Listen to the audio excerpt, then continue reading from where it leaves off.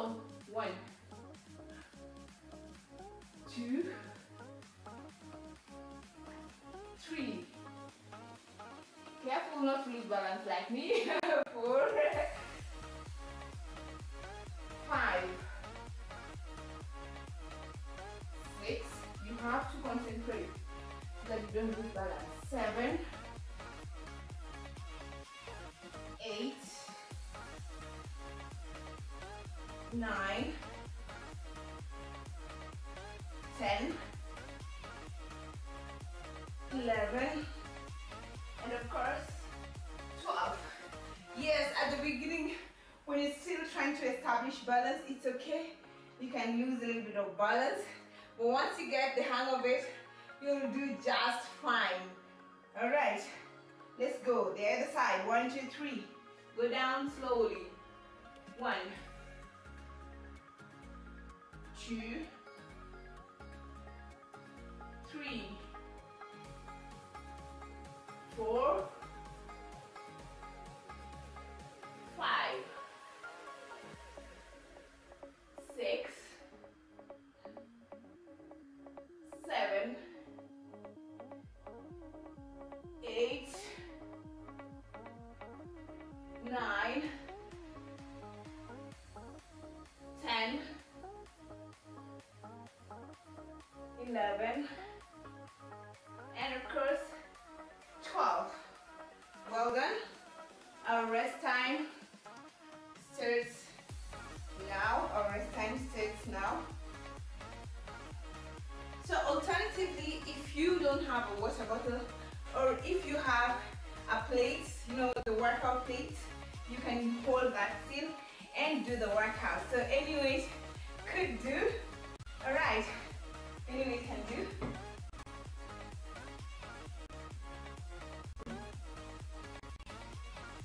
We have 5 more seconds. 5 more seconds. And there we go. Time's up. Time's up. All right. There we go. Let me secure my hair. This is falling apart. It's coming out. Sorry for that. All right. Let's go. 1, 2, 3, and move. 1, 2, keep going. 3, 4, 5,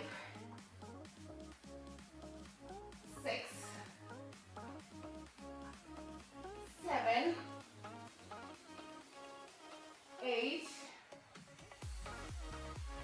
9, keep going.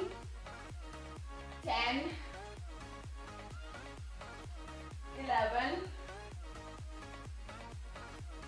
12. The other leg. Let's go. 1, 2, 3. 1, 2,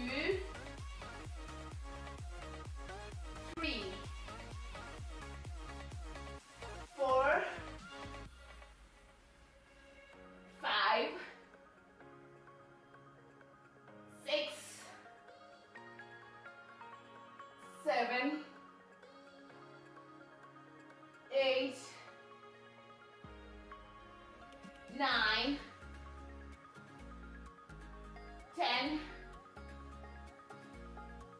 11, and of course 12. Well done, well done. If you're still, struggling with balance, it's okay. You'll master it soon. Our rest time starts now. Our rest time starts now. If you're still struggling with time, it's okay. It's okay. All right. There we go. Still waiting for the timer. Still waiting for the timer.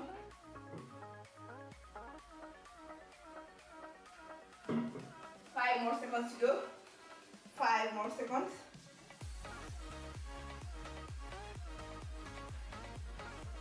And time's up. Time's up. All right. 1, 2,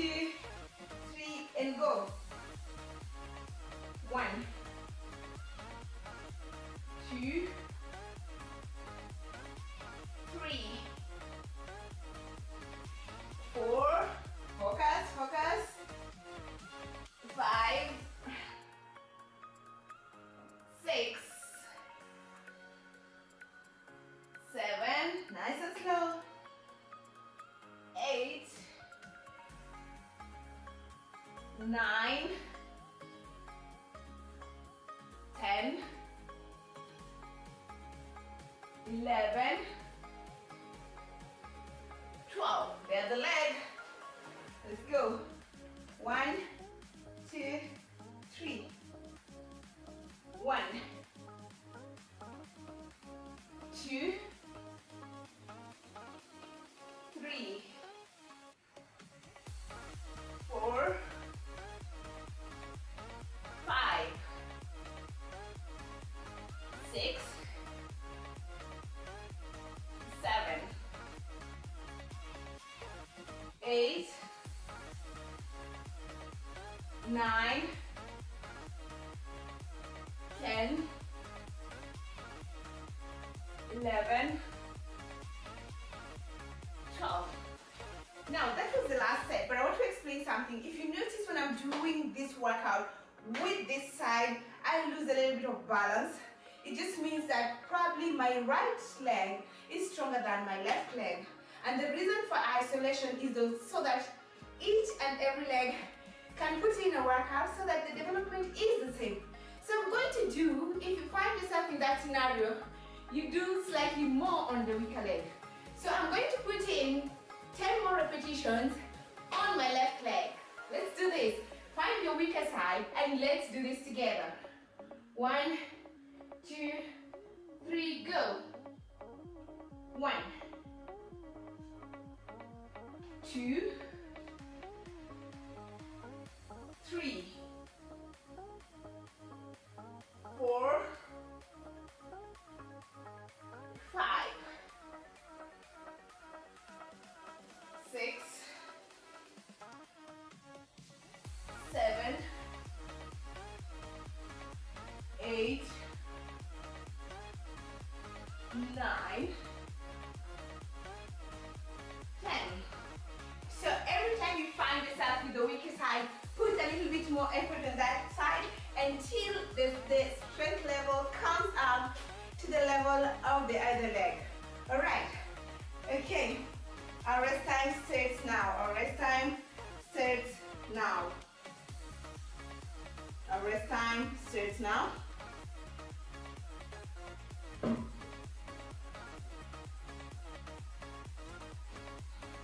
I'm going to explain our next workout. First of all, I'm going to demonstrate. For those who are unable to do it, let me demonstrate first of all what you're going to do. So while you're here, you come here. 1, 2, 3. Okay. So if you are struggling with balance, what you will do is hold something and go that, that, that. Okay, right. So get somewhere to hold. Maybe if you're able to go as low as I am going, well and good. If you're not able to go as low as I'm going, it's okay. Just make sure you are getting balance and trying to do your lunge and your squat, because basically what you're doing, you're lunging and squatting, lunging and squatting. Alright. Okay, for those who are advanced, you could hold some weight, right? Alright. So let's do this. We're going to do 15 repetitions on each leg. 1, 2, 3, and go. There. 1, 2, 3, 4, 5, 6, 7, 8, 9. Torso upright. 10, 11, 12, 13, 14, and of course 15. On the other leg, I'm giving you like 5 seconds rest before we go to the other leg. Are you ready? Let's go. 1, 2, 3. Go down. 1, 2. Lunge. Squat. 3, 4, 5, 6, 7, 8, 9, 10, 11, 12, 13,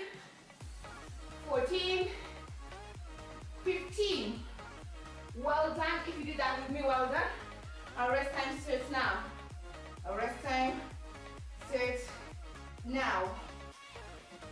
Our rest time starts now. Oh my goodness, that feels so good. Are you feeling the burns on those legs? Alright, alright, alright. So, if you feel you want to carry a 10 kg plate, 20 kg dumbbell, or a 20 kg plate, go ahead. Even at 20, this was a bottle.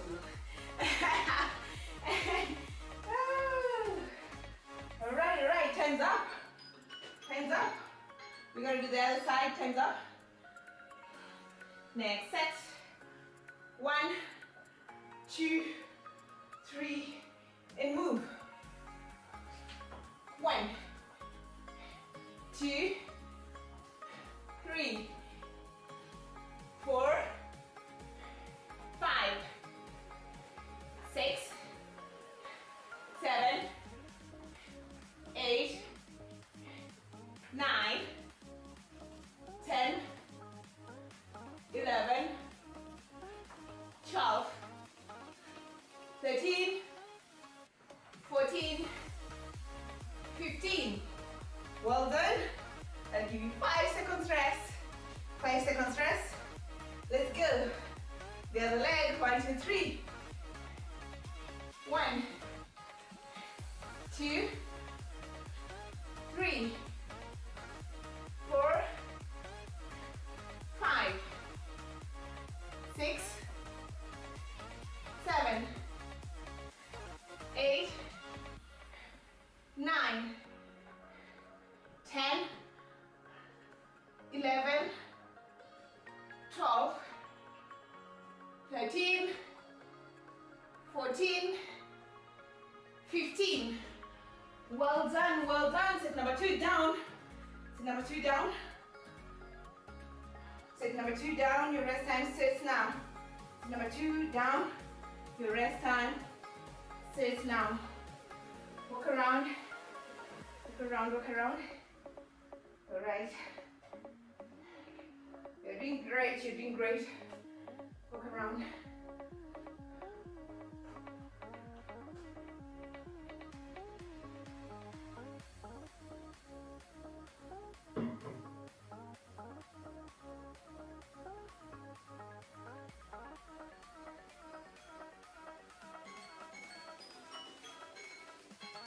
Our time's up. Our time's up. Our time's up. So we go for the last set. Last set. Last set. 1, 2, 3, and go. 1, 2, 3, 4, 5, 6, 7, 8, 9, 10, 11, 12, 13, 14, 15. 10 seconds rest. No, 5. All right. All right, all right, all right. Let's go. 1, 2, 3, and go. Lunge, squat. 1,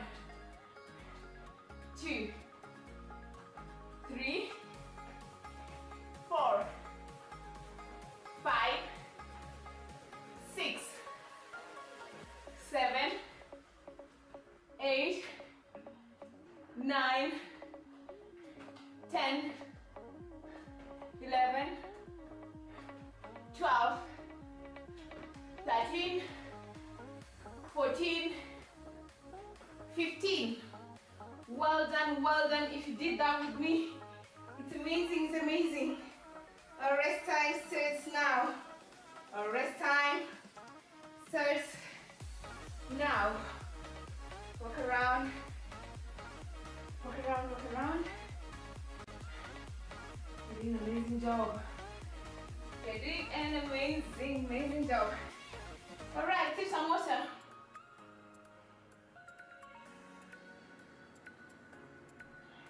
Remember, my name is Evie of Health and Fitness. You can follow us on Instagram, Facebook or Twitter. Or rest time's up. Rest time's up. So if you realize most of our workouts today is involving a single leg at a time, which is perfectly okay because we're trying to bring strength in each and every leg. So move that chair closer or whatever surface you're holding, because we're going to do, kick back. You're going to, make sure you're squeezing your bum, all right? We're going to do 12 on each leg, non-stop. Non means without stopping, all right? 1, 2, 3, and go. 1, 2, 3, 4, 5, 6, 7, 8, 9, 10, 11, 12. Well done. The other leg. 1, 2, 3. 1, 2, 3, 4, 5, 6, 7, 8, 9, 10, 11, 12. Now the other leg is starting to burn, but we said non-stop, so let's go. 1, squeeze. 2, 3, squeeze that bum. 4, 5, 6, 7, 8, 9, 10, 11, 12. Let's go to the other leg. I hope by now you realize that the standing leg is burning. Let's go. 1, 2, 3, 4, 5,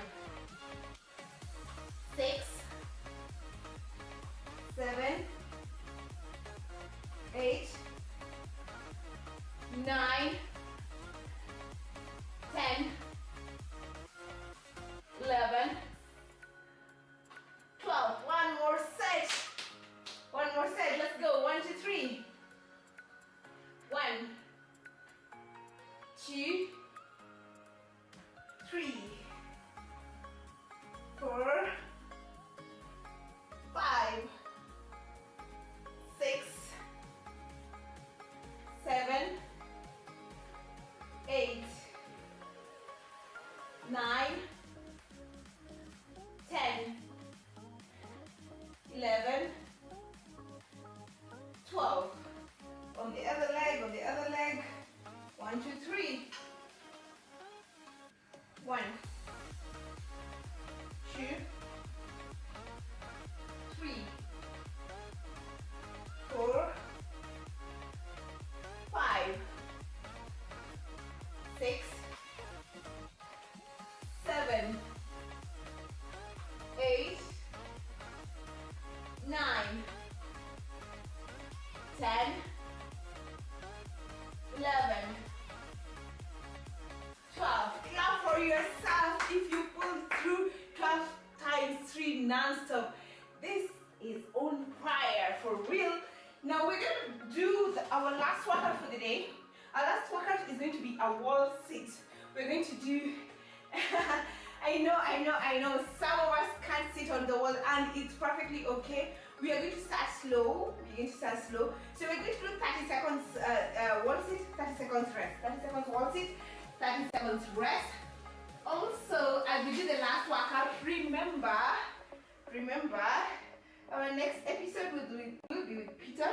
So you go to the wall and sit like that. Make sure your legs are at 90 degrees. Alright, so I'm gonna put the timer. Remember, our next episode is with Peter, so don't miss out. Alright, I'm right here, feeling the burn and feeling good.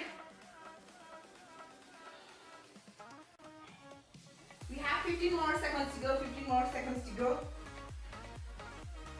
10 more seconds if you're working out with a partner. I think this is the time to start talking about everything that you want to do in future so that you can't forget the burn of the actual wall sit. Time's up.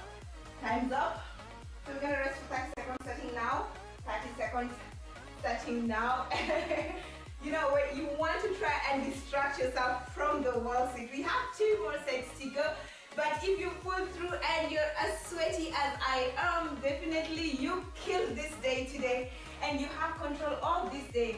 I am here assuring you that you will have a better day than the day that you didn't work out. Even if you put in a little, it's better than not putting in at all. And if you didn't put in at all, we are challenging you to try it and see how good this is. Let's go. Starting now. Starting now. So we have 20 more seconds to go. 20 more seconds of sitting pretty on the air. And you know, I have to exercise more control because now I have a mat underneath me, and if I just lean on it, it's gonna slide away. So I have to hold it all together, but I'm enjoying the process. All right, 3 more seconds left, 3 more seconds left, and our time's up, our time's up. So our rest time starts now. We have 1 more set to go. We have 1 more set to go. 1 more set. All right. Remember, my name is Evelyn of Vival Health and Fitness. On Instagram, Facebook, or Twitter, you can go there and follow us for more tips on how to get, you know, that chiseled body. All right. We have 5 more seconds to go. 3, 2, and boom, time's up. We're going back to the wall. We're going back to the wall. Setting now. Setting now.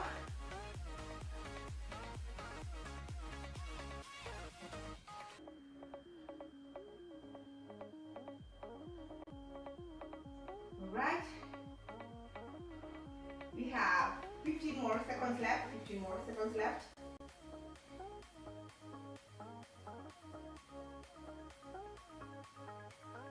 All right, we are almost there. And there we go, time's up. Well done, well done. If you killed your workouts today, well done. Thank you for joining us here on Tizi Nyumbani and taking control of your day. Until our next episode, have a lovely, lovely day. Bye-bye.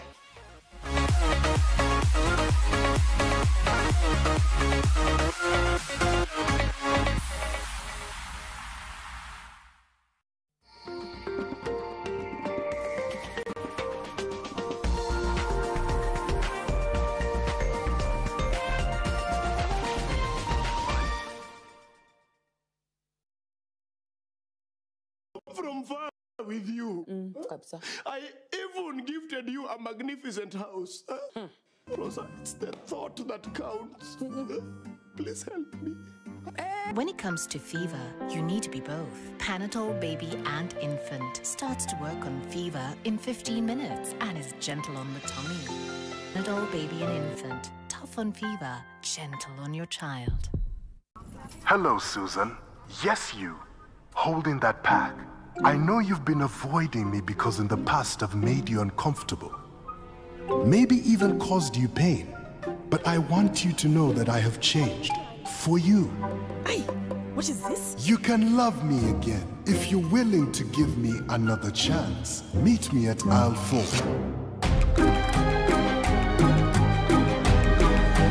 Hey, Susan. It's lactose free!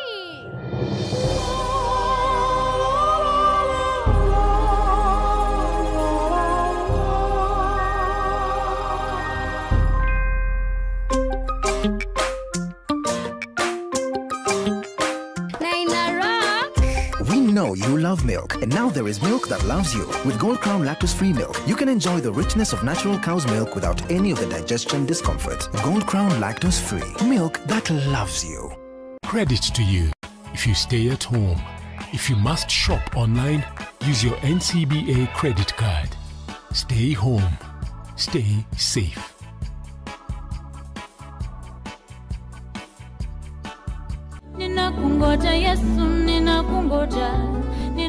I was thinking today, I'm going to stick with the empty tomb, and I want to make a big deal out of that. And I know for most of us evangelical Christians, we are very familiar and very comfortable with the space of the cross and the death of Christ. But we don't think too much about the resurrection. And yet, if Christ had died and remained dead, there would be nothing for us to celebrate.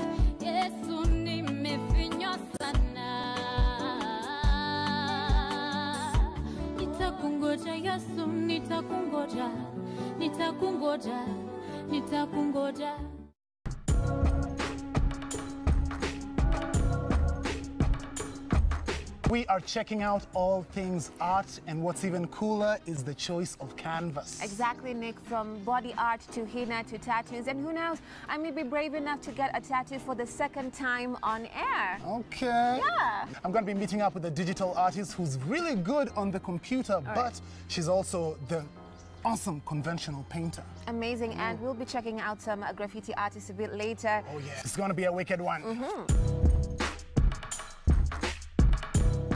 Did you know that you can join Safaricom Sacco? Membership is open to individuals, and corporate employees can also be enrolled on Checkoff. As a member, you save and enjoy affordable loans at favorable interest rates and mortgage facilities. Safaricom Sacco, empowering you.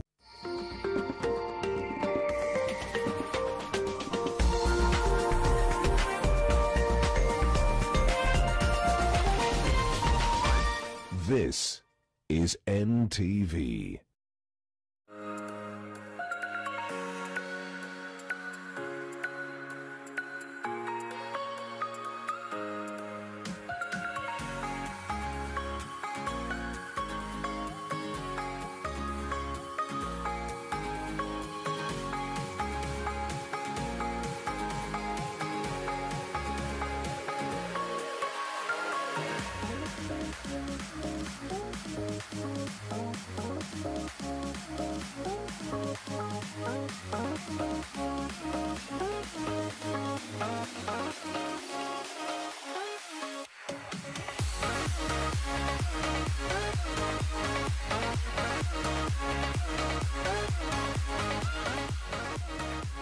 Hello, East Africa. It's Thursday, the 15th day of October, and it's Global Hand Washing Day, which this year focuses on the links between hand washing and food, including food hygiene and nutrition.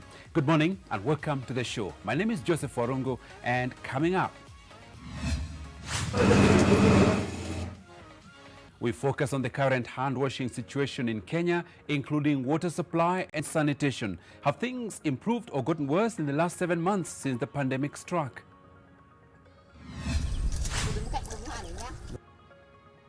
We look at the innovations that make hand-washing easier.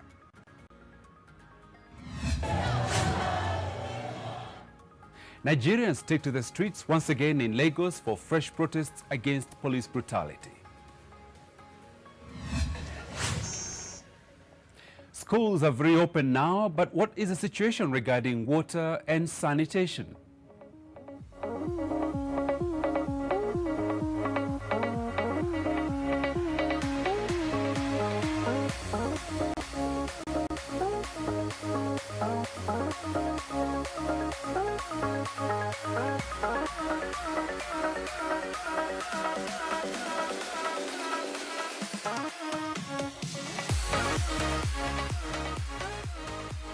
So what are your thoughts on water and sanitation? How is it going for you when it comes to hand washing? Share your thoughts on our hashtag #NewNormal. But just before we get into our discussion this morning, let's trace the impact of COVID-19 around the world. And the global numbers as we speak, 38,743,864 people have been confirmed positive for COVID-19. And of these, 29,123,542 have recovered, while 1,096,876 people have so far sadly passed on as a result of COVID-19 all around the world.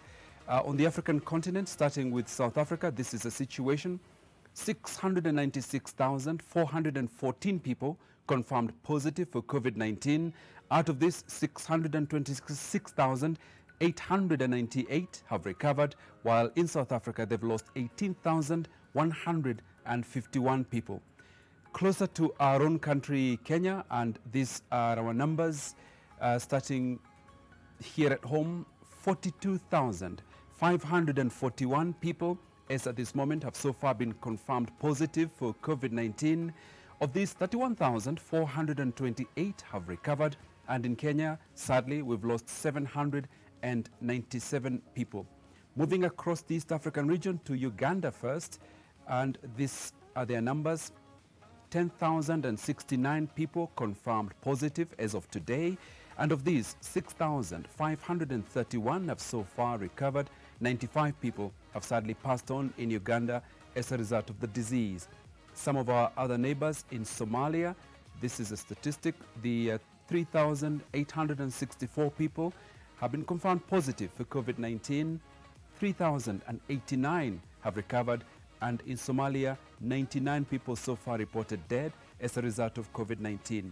Finally, in Rwanda, 4,940 people confirmed positive for COVID-19.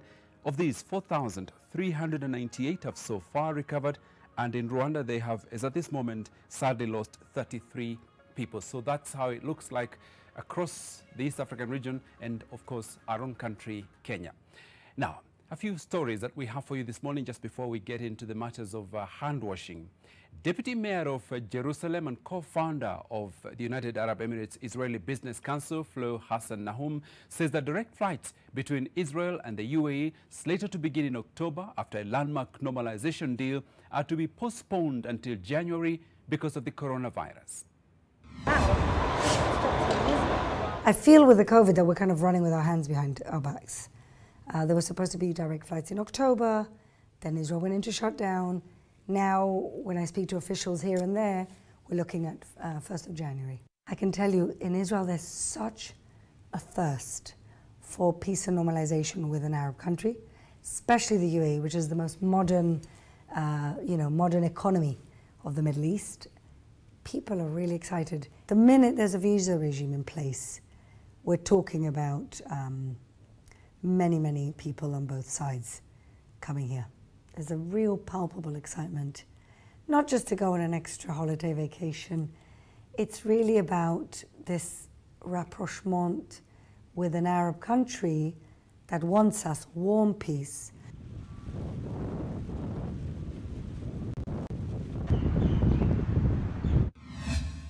Quite a lot of concerns there, and indeed other parts of the world, as threats of a second wave begin to affect many nations. 5 days after the lifting of sanctions, the chief of the West African Economic Bloc, ECOWAS Commission, says that the Ghanaian president, Nana Akufo-Addo, who also heads the regional organization, took note of the progress made in Mali. He arrived in Mali on Sunday for an official visit after the group lifted sanctions placed on Bamako following an August military coup. The 15-nation ECOWAS ended its sanctions after Mali agreed to a transitional government on October the 5th in the wake of the military rebellion that ousted President Ibrahim Boubacar Keïta. Que cette transition bien les autorités de la transition a œuvré pour le renforcement de la sécurité du Mali ainsi que fait à Bamako le 11 octobre 2020 le président position au Mali. To Nigeria next, and at this private school in a wealthy district of Lagos, new sanitary measures are in place for the students' return as schools across the country reopen fully after 6 months of closure due to health measures to fight the coronavirus pandemic. In general, it's not a SARS anymore. It's not a SARS anymore. There is hunger in the land. Economy is poor. There is no light. There is no road. There is no water. Banditry in the north. Kidnapping in the north. Any given day, we have about 50% of the children in school. So we have enough space. There's great social distancing and all that. So all the protocols have been put in place. And for those who aren't comfortable enough to resume, because we know that some parents are quite still apprehensive, and they are learning online. Until you are asked to. We had to do the floor mappings, we had to measure the lockers for social distancing. You know, we had to ensure that everybody, you know, coming with a face mask. Initially it was a bit tough for the adults. They say, I'm choking, but everybody's used to it now. You know, that was before the children came in. So now everything is just beautiful, it's perfect.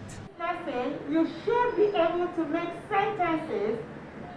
Very excited because they had missed the teachers for a long while. Seeing their teachers both online and in class makes them excited. They are very And staying in West Africa, Senegal's Gorée Island, a former slave trading entrepot turned tourist attraction, reopens after the coronavirus pandemic forced it closed for months. Visitors usually throng the 28-hectare island during peak hours, are able to return in smaller numbers and must wear face masks. Lying offshore from Senegal's capital Dakar, Gorée Island was the largest slave trading center on the African coast between the 15th and 19th century, according to the UN's cultural agency. Now the island relies heavily on tourism, and it suffered since the government shut it down in March after the coronavirus pandemic reached Senegal. Its roughly 2,000 inhabitants, many of whom work in the island's tourism industry, have only been allowed in and out on supply vessels.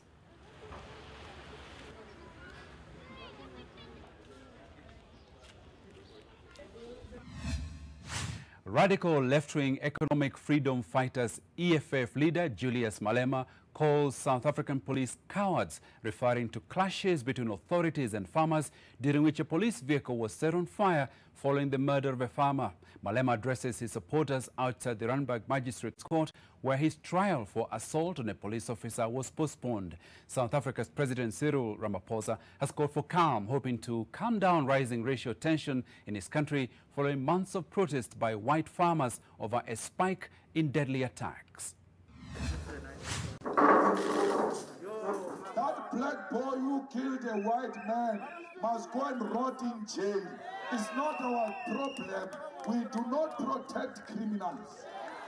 But we will never allow white men to show us what they showed Mandela during the negotiations. That thing must have ended there. That white arrogance should have ended there. It can't continue now, 25 years into democracy. You are cowards. We are not cowards. And back to Nigeria briefly, where they've taken to the streets once again in Lagos for fresh protest against police brutality, bringing key roads to a standstill. Hundreds of people gathered at Lekki toll gate in Lagos, where many also voiced criticism of President Muhammadu Buhari. In general, it's not a SARS anymore. It's not a SARS anymore. There is hunger in the land. Economy is poor. There is no light. There is no road. There is no water. Banditry in the north. Kidnapping in the north. Militants are fighting. What do we voted you for? We voted you for you to bring that change to us. As I'm speaking to you now, you can go right around and discover, you will discover that there is no light. There is no power. And as I'm talking to you right now. We don't want this old ban in government anymore. They should go away and leave it for the youth. This is the time for the youth. The youth is sick and tired of being sick and tired. I'm going to stay here as long as it takes. I'm doing this for my brother, I'm doing this for my unborn kids. I'm doing this for my son. How long have you been here? I came here yesterday. This is my second time here. I think we're going to have shifts, like morning, afternoon, and night. People are still going to keep coming.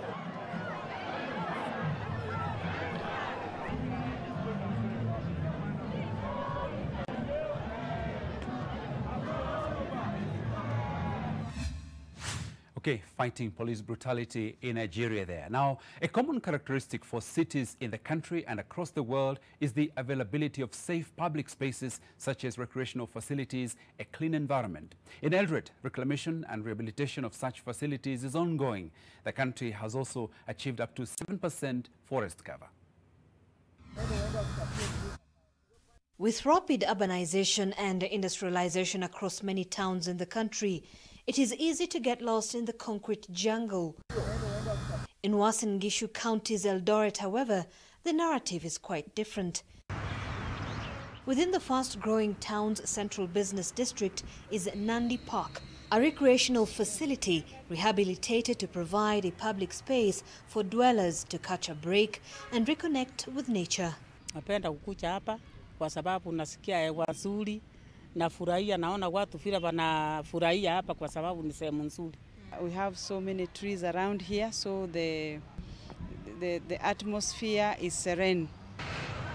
Best known for agriculture and athletics, Uasin Gishu County is now expanding its economic scope to include tourism. Our major project that we have now embarked on is the Eldoret Arboretum. Up to 14 million tree seedlings have been ploughed into the ground in the last 2 years, a majority being indigenous. River Susiani also, we have also plans in future after we are done with the Arboretum. We are going to take the lower part. After we finish the upper side, we shall take the lower side and have a green space also. I'm standing at the source of River Sosiani, which is responsible for feeding 2 dams, which supplies about 50% of water to the residents of Eldoret town. Our water demand is about 60,000 cubic meters per day, and our total production as we speak now is about 46,000. But there's a project that is ongoing now that is going to give us additional 24,000 cubic meters. But a growing population means a growing sanitation and garbage management burden. The county says it has improved its infrastructure. If you walk around, you'll find that we don't have garbage around. We have embarked on proper collection of garbage and also transportation of the garbage to our dam site. Okay, so welcome to our discussion, and this morning on the Global Day of Hand Washing, we're looking at water and sanitation, and we brought together a panel of people, experts in this field, who have a thought or two on this issue. First of all, here in the studio is Mr. Adam Mohammed, who's the head of Division Water, Sanitation and Hygiene at the Ministry of Health. Karibu sana. Thank you, Joseph. Okay, we're also joined in the next door studio by Mr. Martin Moshangi, who is the Director, Water, Sanitation and Hygiene and Neglected Tropical Diseases Program at AMREF Health Africa. Good morning and welcome to the program, Bwana Martin. Thank you, Joseph. Via Zoom, we're joined by Dr. Miriam Asa Sidibe, Chair and Co-Founder, the National Coalition Compact on COVID-19. Dr. Sidibe, welcome to the program. Thank you very much. Thank you for having me here today. Thank you. And we are also joined via Zoom by Refa Kutai, who is a community health worker in Kibera. Refa, good morning. Good morning. Thank you very much. Thank you. And you're sounding loud and clear. Stay with us. Also via Zoom, Salim Mserem, who is a community health worker in Kajiado Central. Habari za asubuhi. Mzuri sana. Karibu sana. Asante. Okay. Dr. Sidibe, I want to start with you. It's Global Hand Washing Day. Why?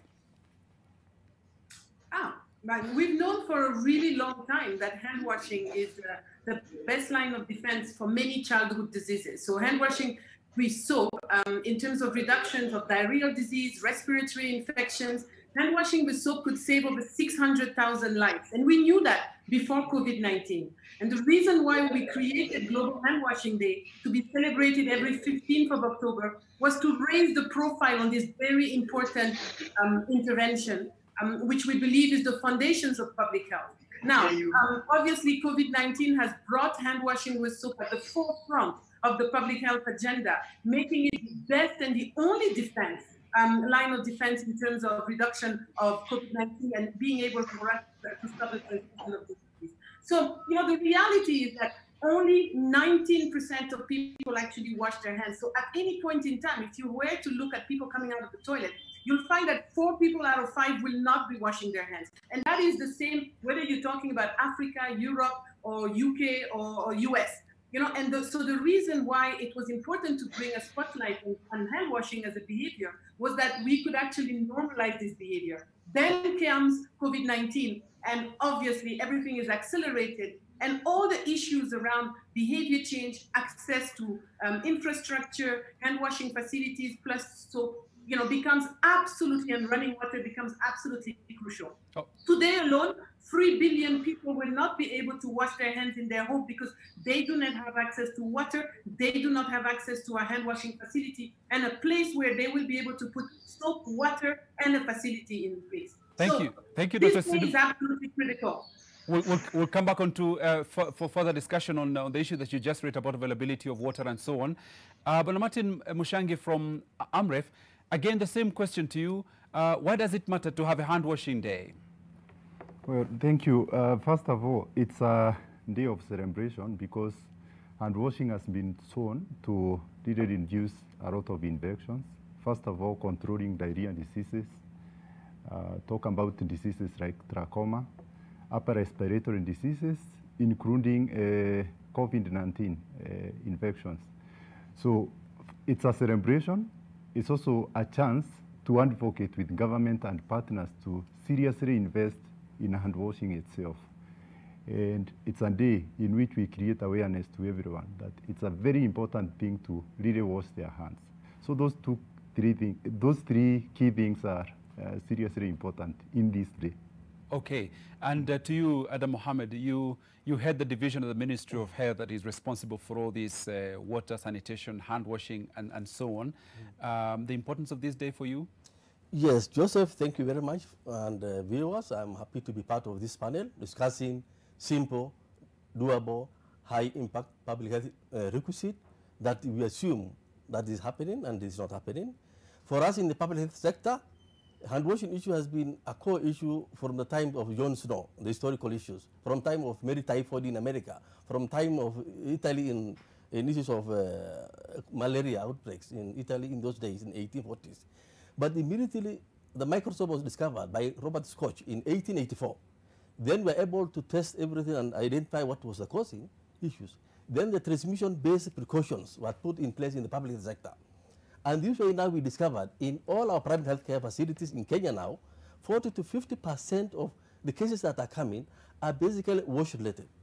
And many of these things are actually hand hygiene issues, personal hygiene issues, simple, doable, high-impact, requisite that we are not able to do. We had been celebrated in Kenya for the last 30 years. Today is the 13th year when WHO, the World UN declared hand washing to be something commemorated every year from 2008. And Kenya won the cup, the global cup for hand washing. We were able to bring 10,000 children at one point in the schools, where we got the global, the Guinness World Record in 2011, and we got the championship. And the next year, 2012, we were runners-up in the world. And since then, we have been celebrating this because we know this is where the problem is. And a study done by WHO, done by UNICEF and many other partners, including School of London and Tropical Medicine and Hygiene, discovered that hand washing actually is not practiced, though it can reduce many of these things, including the diarrhea, up to 42 to 44%. And we know with even COVID-19, respiratory being an issue is one thing that we discuss, and I think is a key issue, and we want to remind Kenyans, though people think it is a simple thing, people sometimes wonder, why are we talking about hand washing? But this is the key, this is the primary issue that we need to be discussing, and I think the panelists have already mentioned, and it's a great issue. Thank you. Okay, thank you so much, Mohammed. Now, let me come to you, Ramadan Salim, your community health worker. Sasa huko uliko Kajiado, watu hii shughuli ya kunawa mikono inaendeleaje? Okay, shughuli ya kuosha mikono Kajiado inaendelea vizuri. Ukizingatia kwamba jinsi za kunawa mikono. Endelea? Naona kama kidogo. Wakifunzwa mara kwa mara njia na jinsi za kuosha mikono, na pia umuhimu, kwa sababu si kuosha tu mikono, pia kuna umuhimu ambao. Samani Ramadhan, kidogo itabidi tusafishe line yako kidogo tuweze kuwa na mawasiliano mazuri. So let me turn to you, Refa in Kibera. How has it been going in terms of encouraging and supporting people to wash their hands? Okay, first I would like we need to understand what is global hand washing. Global hand washing is a reminder advocacy of hand washing with soap and running water, of which will make us not to get germs and keep diseases at bay. Huku Kibera, kunawa mikono kunaendelea vizuri sana. Tumefunza wanakijiji jinsi ya kunawa mikono vizuri na tunaona magonjwa yamerudi chini sana sana sana. Okay, asante. Tutarudi kujua changamoto ziko wapi. Now, Dr. Sidibe, you referenced COVID-19. What impact has it had in terms of our behavior and attitudes to, cleansing and washing our hands? You know, in every pandemic, and this is not new, we've seen this with SARS pandemic, for example. When fear is instigated, we've seen that with cholera outbreak. When fear is instigated, the rates of hand washing with soap rises. So everybody's rushing around at the beginning and everybody's washing hands. But after a while, it normalizes again. And then the posters that you put up that was a trigger a week ago, a week later feels like a wallpaper and is no longer surprising, it's no longer disrupting, and it's no longer a reason for you to wash your hands. So I think the key takeaway that we need to do here is that we shouldn't think that just because we have COVID-19 that people are practicing hand washing regularly. I think what we need to think about is to think in the longer term, what will it take to embed some of these behaviors so that we can help and support populations and communities and school children that are now going to be going back to school to be able to practice these behaviors consistently. And this means being able to give infrastructure. This means to be able to make it mandatory that schools have access to soap, to water, to a hand washing facilities. Similarly, to whenever you get to a public place. So I think a combination of supporting by the media, supporting with the infrastructure, supporting as well with the policies in place is going to be absolutely critical to embed this behavior so that they become now longer term and part of what we do and who we are. That today we do not leave our house without a mask. We do not, we have to wash our hands at least every hour or so. The hands get contaminated from touching surfaces, from touching all sorts of places. So we need to get into a habit of a regular wash with soap, and I think and running water, and that's absolutely critical in terms of where we are. Okay, so that's my takeaway. Thank you for that. Now, Martin, from your work at AMREF with water and sanitation, what have you learned about how communities are dealing with this issue? What are the challenges that you've witnessed across the country? Good. First of all, one of the greatest challenges has been creating a sustainable habit by the populations to continuously wash their hands. And the first thing is, when you look at the access to infrastructure that can support hand washing practices, that has been a major challenge. So when you are talking about soap, the water itself, and the understanding about the importance of washing the hands, that has been a challenge. However, AMREF and many other stakeholders have been working with communities. First of all, raising the awareness, and then the second thing is seriously working with them to innovate ideas, to innovate methods, to use social influencers like church leaders, teachers, and all that, to ensure that communities, pupils understand the importance of hand washing. So AMREF is committed, and many other partners, to ensure that we walk the journey together with the Kenyan population in ensuring that this becomes a behavior, access to the products and the infrastructure is available, and more importantly, we are able to speak to evidence of what hand washing can do in terms of the impacts to public health. Okay, thank you. Now, Adam Mohammed, soap costs a lot of money. Water itself costs a lot of money. It's very expensive to keep your hands clean, and not many people can afford this.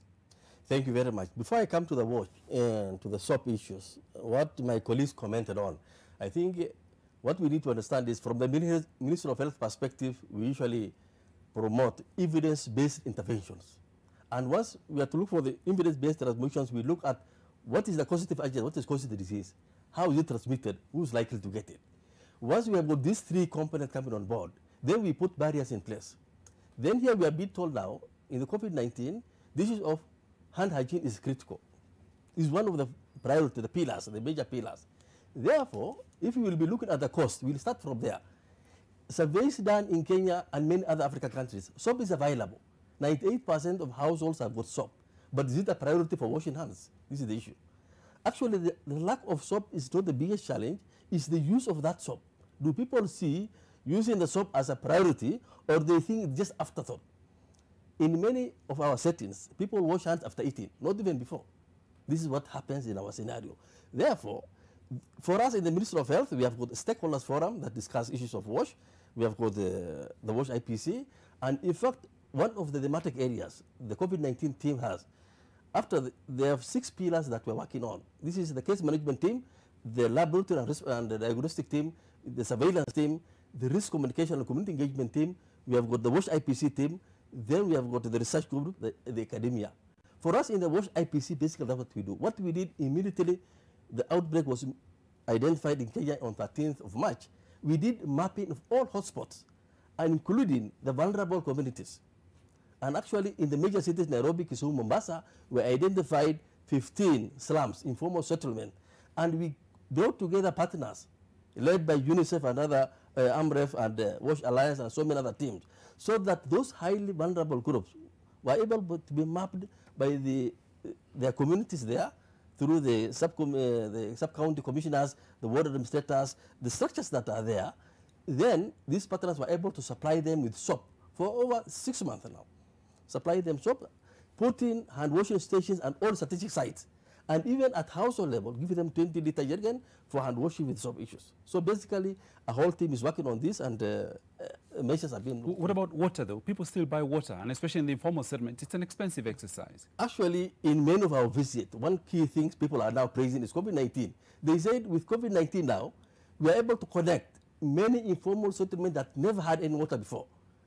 If you look at Nairobi, the Ministry of Water, Sanitation and Irrigation has actually connected all the informal settlement, something that has been very difficult initially, because now we are seeing from the perspective of everybody being affected. In the Ministry of Health, all organizations in Kenya, including ministries, have cases that have become COVID-19. And what we are telling them, one simple thing is that personal hygiene issue. People should be able to wash their hands at the critical times. We tell them, keeping physical distancing, issues of all other measures that we have discussed. So basically, the hand washing becomes critical. Where water is for temporary purposes, we talk to sanitize it, but then sanitizing is not the main issue we discuss. It's just a temporary, as we are looking for other options. Oh, okay. Yes. Let me see what it is like on the ground. Refa, what are the challenges from where you are in Kibera for the communities? Okay, in Kibera, it's an informal settlement, which is overpopulated. Infrastructure is not well good, and we also have poor sanitation. Water is very expensive. We are buying water for a jerrycan of 20 liters at 50 shillings as per now. Yeah. And so how many people are able to access water given the expense involved? Sorry? So I'm wondering how many people are able to access water given the the cost that there is to buying water? Very few, because they are working in a day. They are working in less than $1. Very few. Very few. For those who cannot afford the water, what does that mean for these families? We as community health workers, we come up together because we have IGS that we are running. We collect the cash, we go and buy for them clean water, we supply to them. So you're sustaining the communities by giving them water, essentially, access to water? Yes, yes. Okay, well, Adam wants to say something about that. Yes, according to the meetings that we had with many stakeholders, including the Ministry of Water, Sanitation and Irrigation, all slums, informal settlements, actually have done mapping, and all the vulnerable groups are supposed to be given free water. Actually, that is directive from the ministry, and we have been seeing many things happening in Korokocho, in Kibera, and many other places.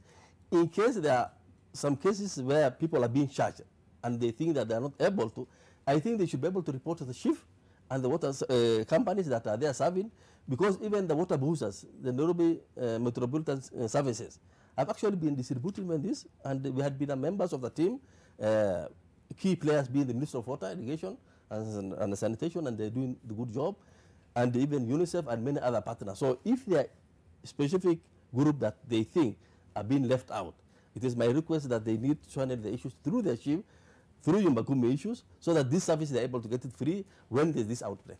Thank you, Mohammed. Now, Refa, we've got Adam Mohammed here who will take the feedback back to the Ministry of Health. What areas, what kind of families are not able to access free water? Mostly in Lane Saba, Soweto, and Mashimoni. Lane Saba area, Soweto, and Mashimoni. Okay. Even areas of Silanga, Undugu, Okay. Mr. Mohammed is taking notes of this area. I'm sure we'll get feedback, and he's encouraging you to pass on the messages that these people need to contact their chief because there are provisions for this.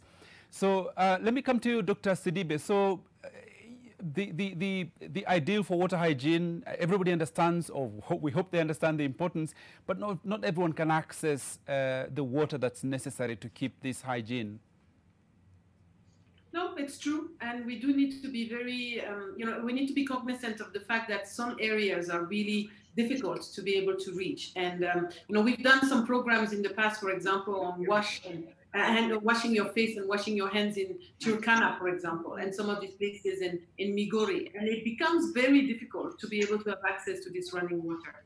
But I do think that the most important part that you need to put in place is to make sure that there is a place where you can actually wash your hands. And this is what we call these public hand washing facilities, or, and you've called it, you've seen it, tippy taps, happy taps. I mean, the whole point is that you need to start creating a place within where you live where you'll be able to practice this hand washing with soap. But then you realize that actually it takes you about 200 to 300 milliliters to be able to do a hand wash properly, which is indeed quite a lot for some family. But to be honest, the most important behavior at the moment is just about, the ability to create this space where you can put the water, the public the hand washing facilities, and for you to practice the behavior and the soap.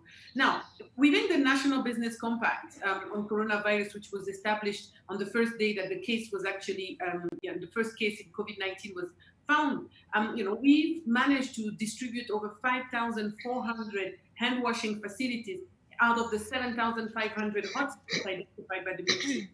And each one of those is being sustained, managed, and replenished. And I think the point here is to create this last mile distribution with a combination of both, e-companies and community health workers, so that everybody gets a sense that it's a priority, it's the new norm, and that we are putting together the best of what the private sector can put on the table, as well as what some of the donors can do to be able to allow us to buy some of those facilities. And of course, not forgetting that the regular communications around the practice of these behaviors that allow us to put the right emotions, the right nudging, the right settings around us that are going to drive those behaviors to be longer term. So yes, access of water is an important issue, but it's not the only one, and we need to keep that in mind. Oh, okay. And final thoughts from you, Martin, just before we move on to something else.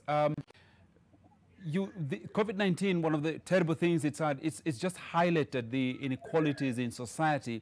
And so you find that there are people who will not be able to afford the water. Even when water is available, they'll not be able to afford it. Or certainly hand hygiene will be the last priority. They're concerned about water to drink and water for cooking. Your thoughts? Yeah, so first of all, hand washing, just like any other sanitation and hygiene services, is a right. And in AMREV, we believe that health is a human right as well. And we know whatever we do it to try to promote those things which I've mentioned about. So first of all, if you look at it, nobody or no single institution can be able to satisfy the needs of the communities in terms of access to water and the products which can promote hand washing.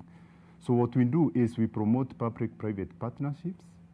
First of all, asking the government to do what it does best, providing proper regulatory mechanisms, enabling environment, and then inviting the private sector to be partners, whether it is to access the products at affordable prices, making sure that they get to the terminal users.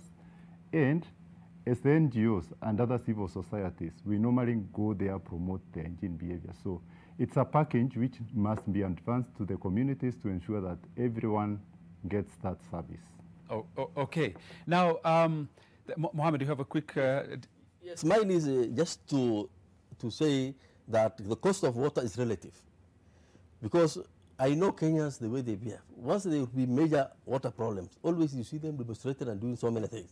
Within this COVID-19 era, because of what stakeholders have put in place, we never saw people now talking about issues of water in those informal settlements. But the thing is, as you rightly said, is it a priority? Because people must have been eating, they must have been cooking, they must have been all those things, washing and bathing. That is not a challenge. But now when it comes to hand washing, there's no money to use to buy water for hand washing. You know, these are critical issues. It is the revise. Can we see hand washing to be a priority? Before you start cooking the food, before you start preparing, you should be washing your hands. Before you serve the food, you must wash your hands. Once you have tied object, you must wash your hands. These are the priorities we are talking about, not actually the availability and the cost. If somebody gets sick, what is the cost of treating that person? We have seen the cost in relation to a 20 liter. Because we know the minimum standard of water is 7.5 liters per person per day, 24 hours. That's it. Yes, and the WHO talks about 70 liters per person per day. Right. If you look at that perspective, we'll be saying it is relative, the issues of the shortages in Kenya now.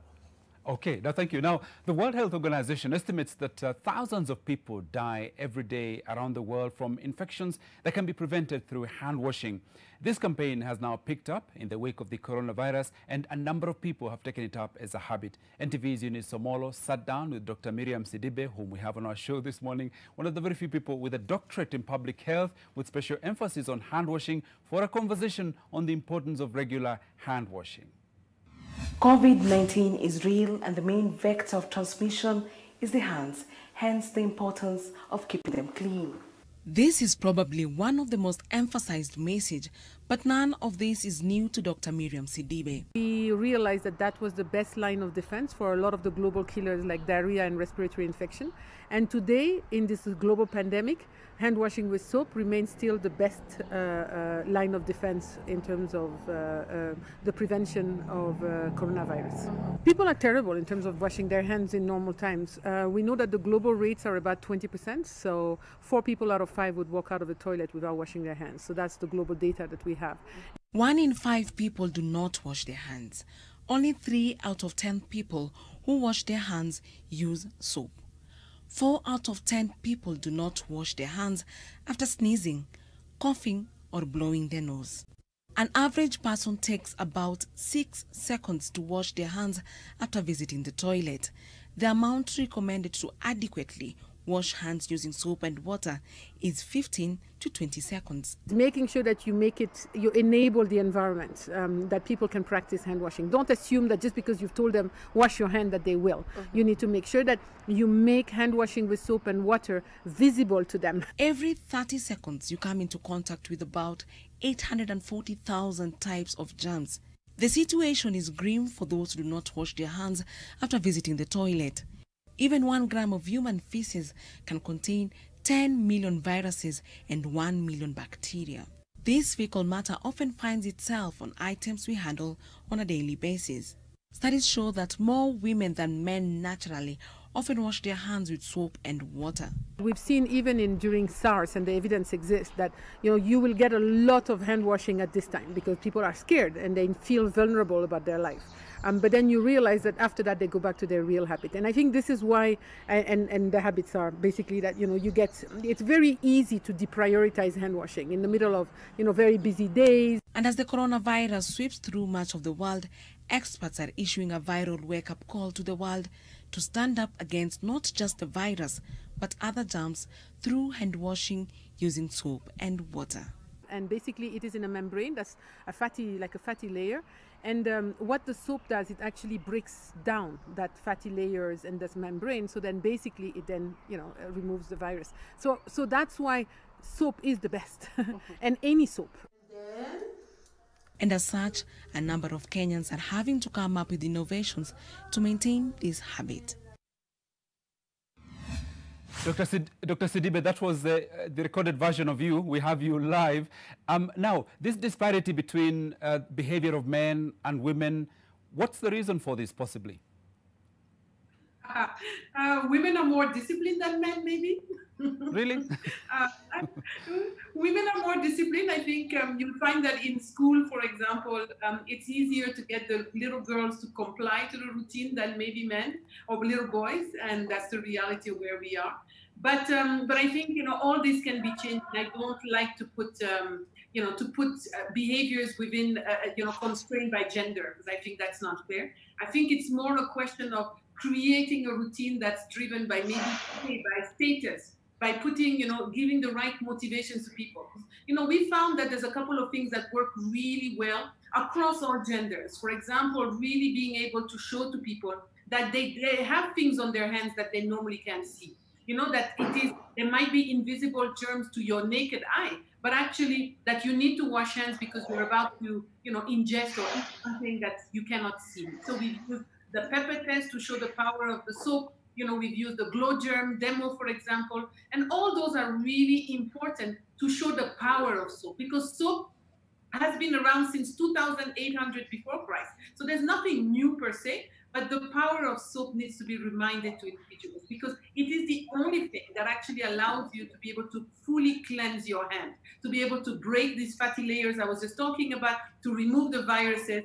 And we need to just keep, you know, women and men and boys and girls to really understand and keep them motivated, surprised, you know, activities, so that they can keep thinking about the routines, these new routines that is now absolutely life-saving, you know, in terms of us being able to stop and block the transmission of COVID-19. So we, you know, look, I think, you know, we've learned a lot around behavior over the last couple of years, you know, behaviors of hand washing with soap. And we know that there's also a lot of hope, because we've seen programs that work, and we've seen hand washing rates shoot up. Okay, Dr. Sidibe, thank you. Stay with us for a moment. Let me speak to Ramadan now from Kajiado County. Sasa ulikuwa unatueleza kwamba changamoto za watu kunawa mikono, hali ikoje? Changamoto ambazo kwamba zinakuja na watu kunawa mikono, kwanza ni ukosefu wa maji. Ukizingatia kwamba Kajiado kwa muda mrefu sana sasa imekuwa ni tatizo kubwa sana la maji. Sasa kufikia watu kuweza kuosha mikono kila wakati inakuwa ni tatizo kubwa sana, kwa sababu ndio pengine wako na ile elimu ya kujua umuhimu wa kuosha mikono, lakini yale maji, kupata yale maji inakuwa ni tatizo. Sasa kazi yako kubwa ni kuwasaidia, kuwakumbusha kunawa mikono, lakini kama maji kama hamna maji mnafanyaje sasa? Tunajaribu kwanza, wale ambao kwamba hawana uwezo wa kupata maji, tunajaribu kuwatafutia mbinu ambazo kwamba wanaweza kupata maji. Na kwa wale ambao kwamba wako na uwezo wa kupata maji, basi tunawahimiza kuendelea kuosha mikono. Lakini kwa jumla watu ambao unaongea nao wanaelewa umuhimu wa kunawa mikono? Baadhi, naweza sema baadhi, si wote, kwa sababu mimi nahudumia kitongoji duni ambacho kwamba watu wengi pengine hawajapata kwenda shuleni. Kwa hivyo inakuwa ni ugumu saa nyingine kuweza kuwahimiza kwamba kuna umuhimu wa kuosha mikono kama mojawapo ya njia za kuweza kujizuia na kupata maradhi. Kwa hivyo inakuwa ni changamoto, lakini kwa upande fulani pia kuna wale ambao kwamba wanaelewa. Sasa kwa hawa ambao kidogo wanaona ni vigumu, tatizo liko wapi? Ni kwamba hawaelewi kwamba hali hii inasababisha maradhi au vipi? Naweza kusema kwamba ni kwamba hawaoni kwamba ni umuhimu kuosha mikono kwa kutumia maji zaidi ya zile shughuli zao zingine ambazo kwamba zinahitaji hayo maji. Kwa hivyo nafikiri wanaweka kipaumbele kwa shughuli zao zingine kama kufua na mambo mengine zaidi ya kuosha mikono. Kwa hivyo naweza sema ni ukosefu wa kujua. Na sasa ukilinganisha wanaume na wanawake, nani ambao kidogo wamelemewa? Wanaume mimi samahani kwa sababu mimi ni mmoja kati yao wanaume, lakini si wanaume tunapuuza sana. Naam. Sasa ushauri wako kwa wanaume wenzetu? Okay, nikiwashauri wanaume, unajua sisi wanaume tunaona pengine maradhi ni ya wanawake na watoto. Ningependa kujulisha kwamba maradhi ni ya kila mtu. Kwa hivyo kuna umuhimu wa kila mtu kuosha mikono. Naam. Mr. Mohammed, you want to come in? Yes, I want to come in, and for us in the public health and WASH IPC, We usually say hand washing with soap is administer it to a self-vaccine. It's a vaccine for us to get rid of cholera, typhoid, of upper respiratory tract infection, so many, including the polio, so many diseases. We are calling it administer it to a self-vaccine. It's a vaccine that somebody can do it himself or herself in the villages wherever they are. If we combine with other sanitation issues, having the toilet, having the safe water at home, many of these diseases that were reported in our facilities could have gone away. We have discovered in our own assessment in the wash sector, about 10% of those hand washing facilities that were installed during the first 3 months have now no water, or actually because of vandalism and some things are happening.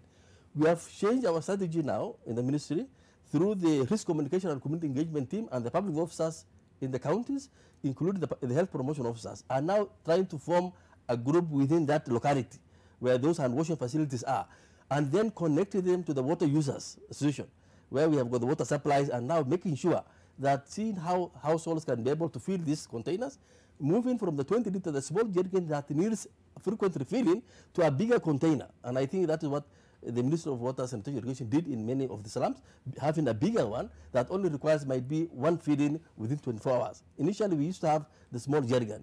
You know, the thinking was this thing would go by 3 months or 6 months or something like that. But now we know it will be with us for quite some time. Right. Therefore, we need to put the structures in place. Institutions are being formed. Actually, we have made institutions, and all departments in the government have been already given guidance by the Minister of Health through the DG, Director General, and through, of course, guidance with many other partners, what is to be done. And every department, every ministry in Kenya, including the county government, have their mandate, what they're supposed to do.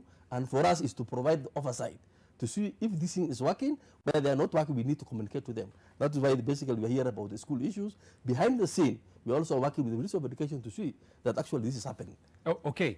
Martin, a quick comment from you. What do you do? What are your tips for helping men catch up, fellow me and others, catch up with the women folk? Well, it's some form of discipline which men have to acquire. But then women and men have equal opportunity to really practice what is required.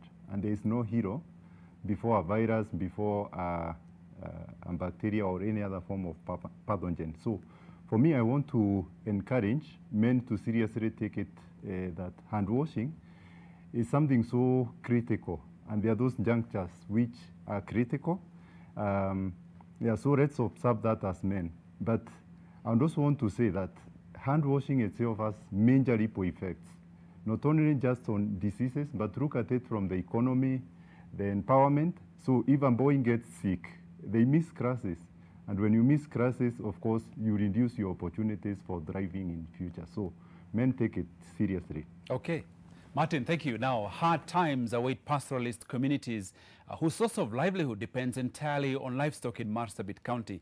The Marsabit Meteorological Department says most parts of the country will experience depressed rainfall that will be poorly distributed in October, November and December. In response to decade-long water crisis in the north, the government has resorted to end the pain of endemic water scarcity and constant scramble for the resources among the pastoralists along the Kenya-Ethiopia border. Mamwali reports.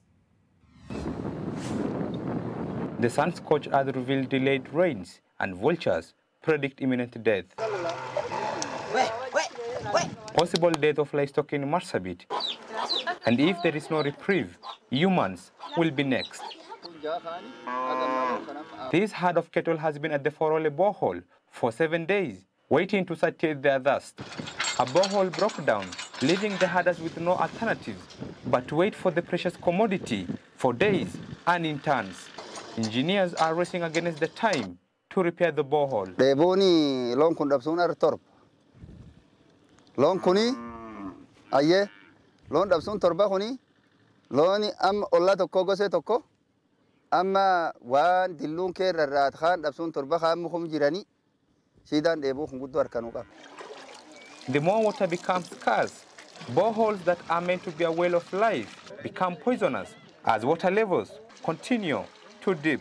Most of the boreholes in Marsabit area, the water is saline, and we have a case where we lost a lot of livestock in this area by taking saline water. So these are some of the challenges, and also the yield of the boreholes are very low. between 1 to 5 or 10 cubic meters. For pastoralists in Marsabit, they are facing an ominous drought. Crossing to the Ethiopian side, which has plenty of water, is not an option. Water is the new oil that communities are ready to defend fiercely. Wakati hatuna maji, tuko na shida ya vita. Hiyo shida ya vita inatokea kwa sababu ya nyasi na maji. Sasa tukipata maji, hakuna shida ya vita, nadhani itaisha. Yes, as much as maybe there is water, enough water, just around 23 kilometers inside that Ethiopian side, our people are not benefiting. Why? Because of one, the peace still was not there. There is hope though, and it lies 30 kilometers from Forole, where a mega dam is under construction. Upon completion, the Aldere Peace Dam is expected to address the endemic water scarcity in Forole and end frequent conflicts that left at least 30 dead at this border town in 2019. This is a long-term solution in terms of maintaining peace. Our local community will not be moving so much now to the other side of the Ethiopia to look for water. We'll have enough water here, and we'll also support our neighbors, because now this water is sufficient to cater for them. The 229 million shilling dam is set to be completed in December with a 648,000 cubic meter capacity to serve at least 11,000 households and 164,000 livestock. Insecurity, however, remains a challenge in implementation of the Vision 2030 project. Mamo Ali, NTV, Marsabit. Okay, now, Dr. Sidibe, I'm conscious that we have to let you go in a few minutes to attend the official World Global Handwashing Day. Your thoughts on this? The Met Department is warning us we may not have as much rainfall as we traditionally would. Are you concerned about scarcity of water and now talk of water rationing in Nairobi? What this might do to our newly acquired or reinforced habit of hand washing? Yeah, I'm very worried. I'm very concerned about the availability of water and the ability for us to be able to continue, especially as now we're going to reopen schools and kids are going to be there and people are starting to gather in more, public places. So I think there is an opportunity here also to make sure we step up the use of sanitizers. I think we've seen a lot of local production happening, a lot of companies like, I think you've seen Diageo, AB InBev, you've seen EADL, for example, actually transform some of their manufacturing into manufacturing sanitizers. So I think we may want to rethink a little bit how every individual has its own sanitizers as well, because I think it's important when you go out and you can't really practice the hand washing that you use the sanitizers. But I am very concerned because the rationing of water in a pandemic like now is a real issue. And that's something that we need to all watch, because without hand washing with soap, we will not be able to control this pandemic. And that is the reality and the key message in today's Global Hand Washing Day. Okay, and Dr. Sidibe, before you go, you have a PhD in matters hygiene. You've focused a lot of your attention on even hand hygiene. Just what led you in this direction of focusing on our hands and hygiene? Look, I've been operating in this field for the last 20 years, and actually 2 weeks ago I was knighted professor of the practice of hygiene from the London School of Hygiene and Tropical Medicine. So the doctorate seems a really long time ago now, over 20 years ago. I think the idea is that I believed always that hygiene is the foundation of public health, and I was proven right, and I think COVID-19 is again proving us right. I think it's the foundation for social justice, and without health and well-being, there is no social justice unless you're capable of ensuring that everybody gets a chance to practice. I believe that prevention is better than cure, which was the reason why I decided to focus on hygiene. And I believe that a lot of this is led by our individual and community responsibility. So hence the reality and the desire for me to be able to practice that. And I have to say, I have practiced most of my public health in the private sector. I spent over 15 years in Unilever, a company where I spent most of my career, for example, leading a lot of the purpose-led brands that we have. And I also believe in the private sector and its ability to mobilize itself to really change the world. And one of the reasons why we have created Global Hand Washing Day whilst in Unilever was because if you are the world's largest soap manufacturer, it makes a lot of sense, both from a business and from a responsible citizen perspective to be able to practice law. So that's it for me. Okay, Dr. Sidibe, thank you very much indeed for joining us this morning. All the best to the celebrations today, and we promise to keep taking care of our hand hygiene. Thank you. Thank you. Okay, thank you. And now we'll take a short break. We'll be right back with more on this conversation on hand washing. But before that, some comments from you on our hashtag New Normal. This is what you've been saying to us. Benson Kirehu. If you're close nearby bars and same shop, no water or soap in matatu, people full with no masks. Okay, Asante, we hear you. And another comment here is from Jacobis Kyoko Charles. I only wash my hands when bathing. Okay, what about when eating? We need to hear more of this. Abdinasir, you say, and why the government will not buy soap and water to the people who don't have a single penny? Kazi yao ni kuwa nabomolea watu manyumba. Haya, asante. Our Ministry of Health official is busy taking notes. Sabit Abdallah, you say, users with hand washing does not depend on soap alone. If the family is totally in a critical situation, not getting the soap at all, then they should be using ash as an alternative. Ash? Okay, I will ask our experts about that. Sabit Abdallah, you say, soap is not very much challenge to hinder hand washing, but ignorance by the citizens. Thank you. We have another comment here from Kimando Kamukami. Our prayer is COVID-19 to disappear forever. Well, even when it goes, we still need to keep our hygiene going. Asante sana. Felix Davis, you say, this virus is the funniest of all times. It fears soap. It does indeed. And that's why we can only attack it through soap, water, possibly also sanitizers. We'll be right back with more after this break.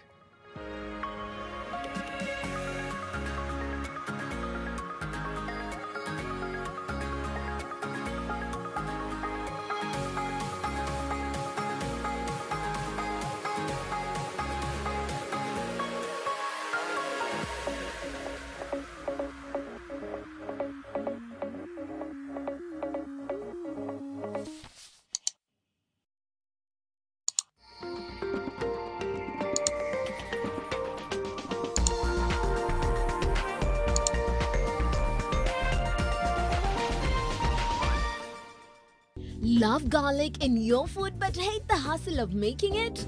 Introducing fresh fried garlic, specially crafted with garlic oil for healthy living. The oil has a beautiful garlic aroma and adds an extra kick when used on your favorite meals. Fresh fried garlic combines wonderfully on salads, stir fries, marination for meat, or simply when sprinkled on your favorite dish. Try fresh fried garlic today. Available in all leading outlets countrywide.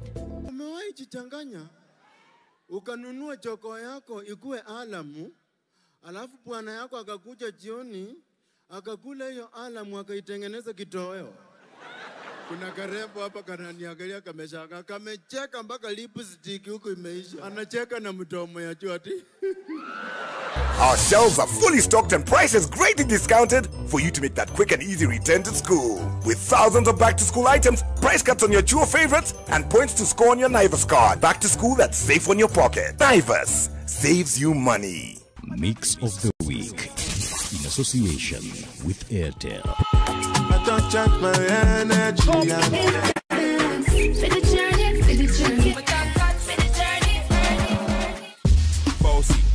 Bossy. Look in the mirror, say yes, I'm the best. This is a sure deal. Completely transparent. Okay. If only all things in life were as honest as Airtel's amazing data. Get 500 MB free daily. Switch to Airtel and save. The Honest Network. Immunizations are among the top 10 public health accomplishments of the 20th century and have contributed to the reduction in the prevalence of many infectious diseases in both children and adults. On Thursday, 15th October 2020, the Nation Media Group will hold a live virtual Nation Leadership Forum on the impact of COVID-19 on immunization from 7:30 p.m. on NTV. It shall delve into the role of vaccine manufacturers in the vaccine ecosystem and the value of vaccination in pediatric and adult age groups, in an effort to prevent further deterioration in routine vaccine coverage even after the pandemic. Nation Leadership Forum, engaging society, impacting the nation.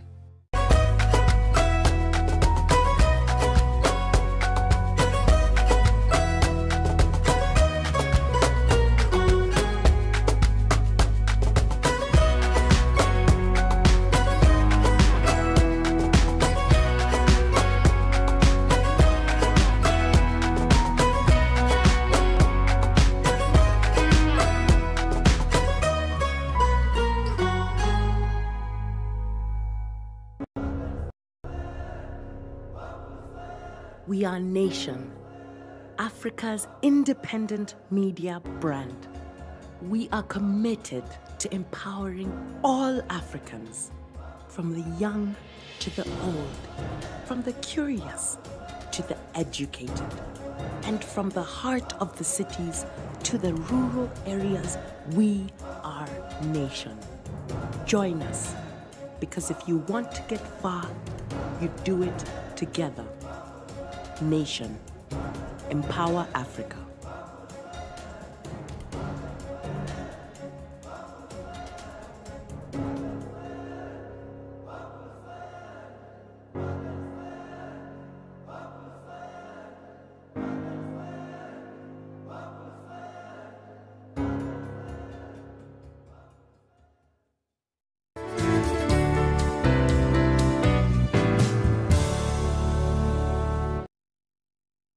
Get an 8-acre prime residential plot with soil merchants in Kisamis along Magadi Road at 148,000 Kenya shillings for cash buyers or 195,000 Kenya shillings for installment buyers. Come to our open day on 17th October.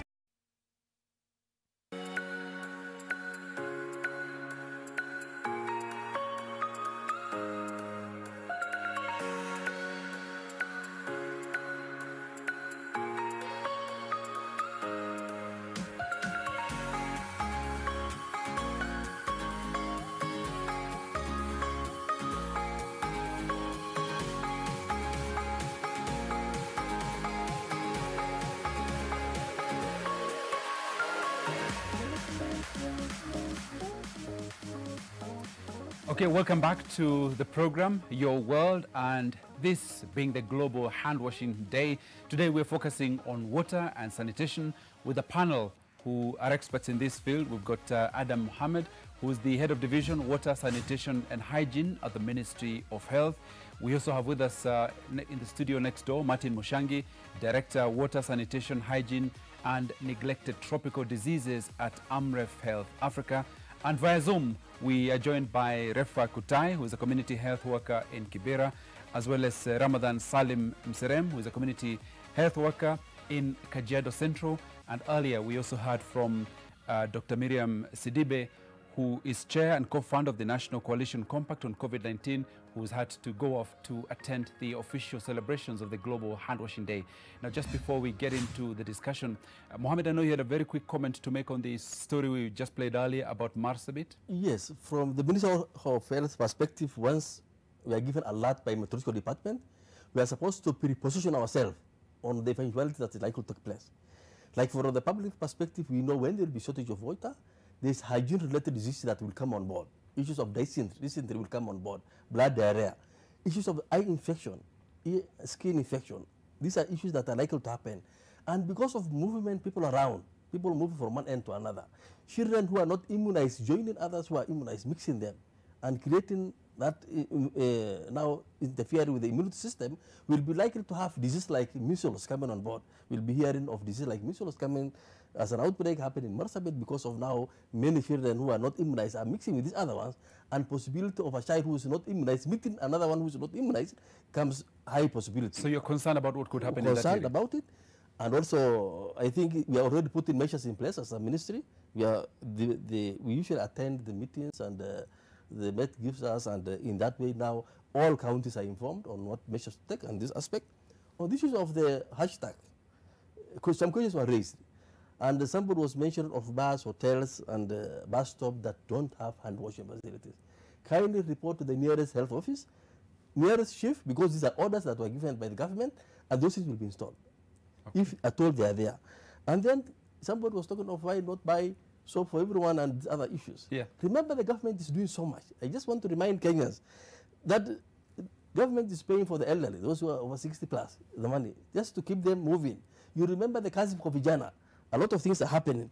Relief food for those who are households that don't have, including in the informal settlement. So much is connecting people to water. The government is doing so much. Now, if we say, Kenyans can we even have a soap again? Kenyans will also say they pay taxes. Yeah, This government should do more. Practice. But then, what is now our issue? If we are fighting basic things like cholera, which is just being controlled by hand washing with soap and using a toilet. Now, instead of fighting lifestyle diseases, like now cancer, which is coming on board, and because we're aging people are now aging, and this other aspect of lifestyle diseases are coming on board. Instead of now improving our facilities, coming up with all the equipment and now training our doctors to be able to cut off others instead of going to India and other countries, having it here. We're still fighting cholera. Those are small things that we can usually, including the COVID-19. Which you should have had under control. We have told people, wash your hands, they are not washing. In fact, in many areas, they are not even social distancing, physical distancing no longer happening. Issues of, even in the buses, you see people now, in the public transport, people are now one-to-one again, instead of now having one person in one seat, in many of the rural settings. But we are telling them the rules still stand and they must continue. So we are always advising the counties to enforce what is being directed by the ministry. Thank you. Thank you. Thank you so much, Mr. Mohammed. Now, plans to map out and compensate people displaced by the rising levels of lakes in the Rift Valley have kicked off. This follows the beginning of a scientific study of the phenomenon by scientists and government ministries.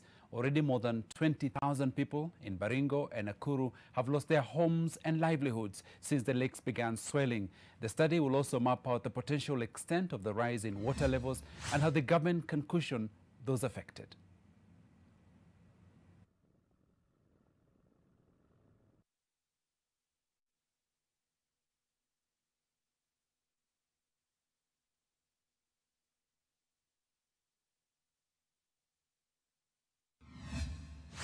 Now, as thousands of learners across the country troop back to school, some who may wish to do not have the privilege. In Baringo and Busia counties, excess water from swelling lakes and floods have submerged schools, causing fear of animal attacks and waterborne diseases beyond the threat posed by COVID-19. Ruth Sarmoe was in Baringo and filed this report. At Loruk Primary School in Baringo South, learners are tidying up the compound and classrooms in readiness for resumption of learning. But adjacent to the school, danger lurks. Excess water from rising lakes in the region pours into the surrounding area and bringing wild animals along. We find parents at Loruk erecting a barrier to stop the wild animals from crossing over to the school compound with learners in session. Only 4 out of 29 KCPE candidates showed up for the first day in school. COVID-19 is the list of their problems here. Leo hatukuja na watoto kwa sababu tuliona hapo ni dangerous. Lazima sisi wazazi kwanza tutangulia, ndiposa watoto hawakukuja wote. Shida yangu sasa ninapokuwa nyumbani itakuwa mbaya nikikaa nyumbani nikifikiria jinsi mtoto yangu anaendelea kwa shule. Up to 7 schools have either been submerged in this area alone. As government urges learners to resume physical classes, locals here do not know where to begin. One problem we have is that the pit latrines are no longer there. So, and also you see our school is a boarding school. Now that we don't have the dormitory for the boys. Maji ni machafu kwa sababu choo zishalete uchafu juu. Maji watoto hawawezi kunywa. Pipe ilikatika. Pipe ilikuwa inatokea ndio hii pipe. Hakuna vile maji inakunywika saa hii kwa hii shule. Worse still, facilities and learning equipment have either been destroyed, vandalized or stolen. Shule walipoacha shule, desks zimevunjika. Hakuna desks, watu wameiba desks, wametengeneza mizinga. Hakuna desks ni chache. Watoto watafanya namna gani? We have a piece of land which is a bit raised. But we don't have the physical facilities. The toilets are not been constructed. We are waiting from the government.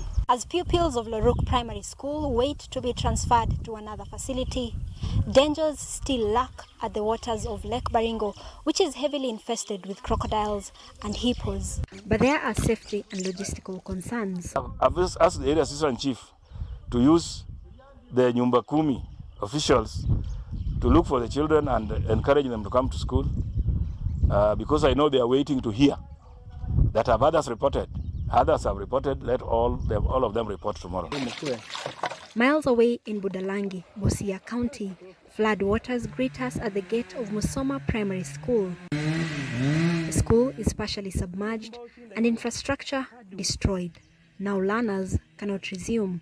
Tafadhali, serikali itusaidie hii njia ni kidogo, tutengeneze hata kama ni kesho, wazazi na watoto na walimu wapitie juu. Ruth Sarmoi, NTV.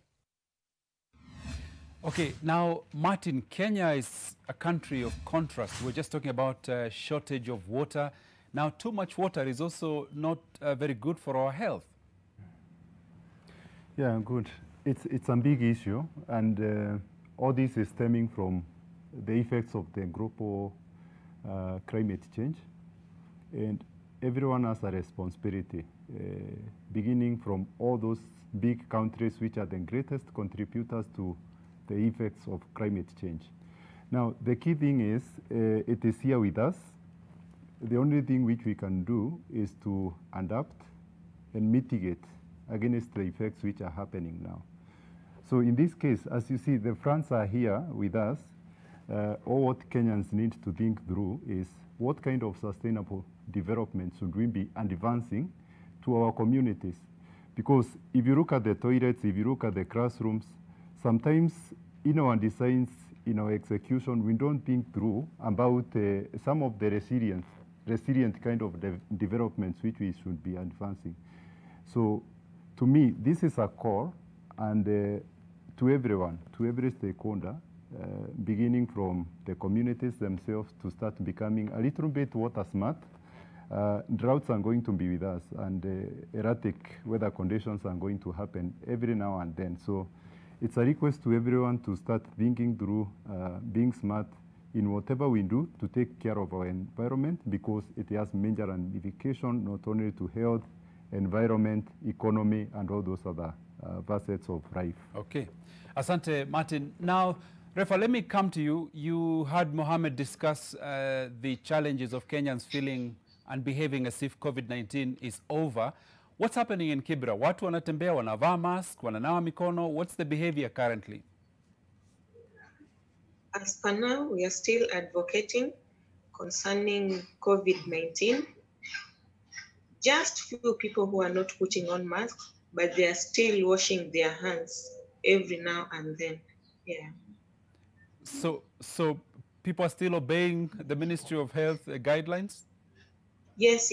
People are still obeying the ministry guidelines, protocols. Okay. What about you, Ramadan, in Kajiado County? Hali ikoje? Watu wamerudi katika hali ya kawaida? Huku watu wameanza kurudia hali yao ya kawaida. Wengi wao wameachana na barakoa na wamerudia hali zao tu za kawaida. Kwa nini wamerejea hali ya kawaida? Nafikiri ni kupuuza kwa sababu watu wengi wameona sasa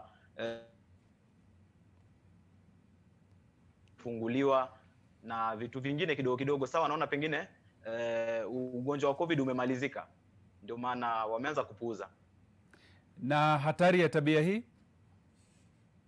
Hatari ya tabia hii ni kwamba maambukizi yataanza kupanda tena, kwa sababu kufunguliwa kwa hizi sehemu ndogo ndogo, pengine mashule, baa na kuweza kusafiri, nafikiri haimaanishi kwamba ugonjwa umeisha. Kwa hivyo tukianza kupuuza na kuanza kuacha zile measures ambazo kwamba tulikuwa tumewekewa, basi ugonjwa utapanda tena, itabidi tena tufungiwe. Naam, asante. Now, Mr. Mohammed, back to the swelling of some of our lakes and the overflow. What does that mean for you? Actually, for us, I know all the government departments have been put on alert, and they are putting strategies in place. You know, in some of these natural phenomena do happen because of our own making sometimes. And because the land has been dry for quite some time, some of the issues could have been the runoff, where people had been passing water initially, are now constructed, and other issues might have happened. And therefore, when we sat down getting the water, now from the exit strategy has been locked down. But then this is, as what Martin has already alluded to, could be the national issues of climate change and other factors. And we need to position ourselves. What do we do with this extra water? Where can we take them? Can we have a bigger dam? Can we now link them to other areas that don't have this? So a lot of geologists and many other professionals are now discussing about this For us in the Ministry of Health sector, we know once there are floods, the issues of mosquitoes will be high, and there's so many other cholera and typhoid. These are issues that we are still within the control. We are starting to monitor them, having the surveillance system, and even the COVID-19, people who are displaced are now converging in schools or in a church somewhere in large numbers. I think this is something that now we are also looking at it more critically, trying to provide them with the PPEs, trying to provide them with sanitizers, informing other ministries to be bringing to them food, and the water supply for hand washing and those aspects. I think, as you might have been seeing in the other presses, other news channels, and even NTV, a lot is happening to mitigate this. And we are not only saying about this, even the lower Tana River, where the river Tana is joining, sometimes we have these challenges happening. Early this year, we had it in Taita Taveta, where the whole area was also a swamp and so many other issues. So always we're on this, and we work as a sector. We work with partners like AMREF, like UNICEF, and so many others, bring them together to support this people. But I know it's a big challenge. And now, talking about the reopening of schools and again, water and sanitation, what's your assessment of how things are going? We have major stakeholders within the Ministry of Education. We have been having a partnership with them from time memorial. Actually, the Ministry of Water, Sanitation and Education, Ministry of Health, Ministry of Education actually work together as a team. And in this way, before even the schools open, the development of the guideline from the Minister of Education was always coming from our end, giving them the technical support, be members of the committee, see what is happening. And of course, in the back of the mind, life must continue. These are the issues that are happening. Though there was a lot of pressure from other sectors, because the Ministry of Health guidelines are too strict, too stringent, and so many issues. But then we are telling them we need to if we are to get rid of this. That's why our Cabinet Secretary always says we are not out of the wood. And basically we are saying, even if things now go bad, we are even going back to closing all those places and even having now increasing the lockdown, because that is what advised by many other stakeholders. And when I talked to you earlier, there are 6 thematic areas, pillars, that work in the COVID-19. One of them is the academicians and the research institutions that give us how things are happening in Europe, in America, and these other places, what is happening, the local scenarios, how are things moving. We have seen the last 6 days or so, now things spiking, going up, and these are the challenges that we are saying. The more we test, the more we are seeing more cases coming on board. And now if we bring the schools now, children, going to different now estates now in the evening, the day they are converging together. These are some of the challenges, and we said all the measures must be put in place. So if things continue as they are, potentially we could look at more lockdowns. Yes, if things will go worse, what will happen? Because the government have put in place every county having isolation ward of 300 bed capacity. Fortunately, we didn't reach that level because of the stringent measures our ministry put in place and support we got from different actors, including the president himself. And that is why we wanted to continue and make sure that the issues of flattening the curve is making sure that not many people come on board at one time. This is what we are trying to avoid. We know in one way or another we'll be getting in contact with this virus because the community transmission is happening. But we want to reduce the spread. We want to reduce it to have it a longer time. And now 5, 6 people coming on board, and this not many people coming at one time, colloquial. Just like in the issue center now, 50 people now becoming sick one day. Right. That will be a disaster. Okay. And that's what we are avoiding as a ministry. Okay. In the schools, in every institution, in every community. Yes. So now, Ramadhan, shule zimefunguliwa tena kwa baadhi ya wanafunzi. Hali ikoje hasa ukizingatia pengine shughuli za kunawa mikono na watu kujikinga afya zao? Mashuleni ama? Naam. Okay, mashuleni watoto wanaosha mikono. Shule, nafikiri serikali imeweka mikakati ya kuhakikisha watoto wanaosha mikono shuleni. Lakini sasa wanaosha shuleni, lakini hapa manyumbani vipi? Kidogo kuna changamoto hapo. Lakini tunajaribu pia kung'ang'ana hivyo hivyo. Okay. And for you, Refa, in terms of maintaining hygiene, has the reopening of schools made any difference or changes? Yes. The reopening of schools, school children are washing their hands. Places where they have not, they don't have running water, we have taught them how to make a tipi so that they can wash their hands. They are washing their hands properly. Kwa hiyo hakuna mabadiliko yote ambayo umeona watu wamerudi shule pengine wamesahau kidogo kunawa mikono ama? Sijaona mabadiliko yoyote. Naam.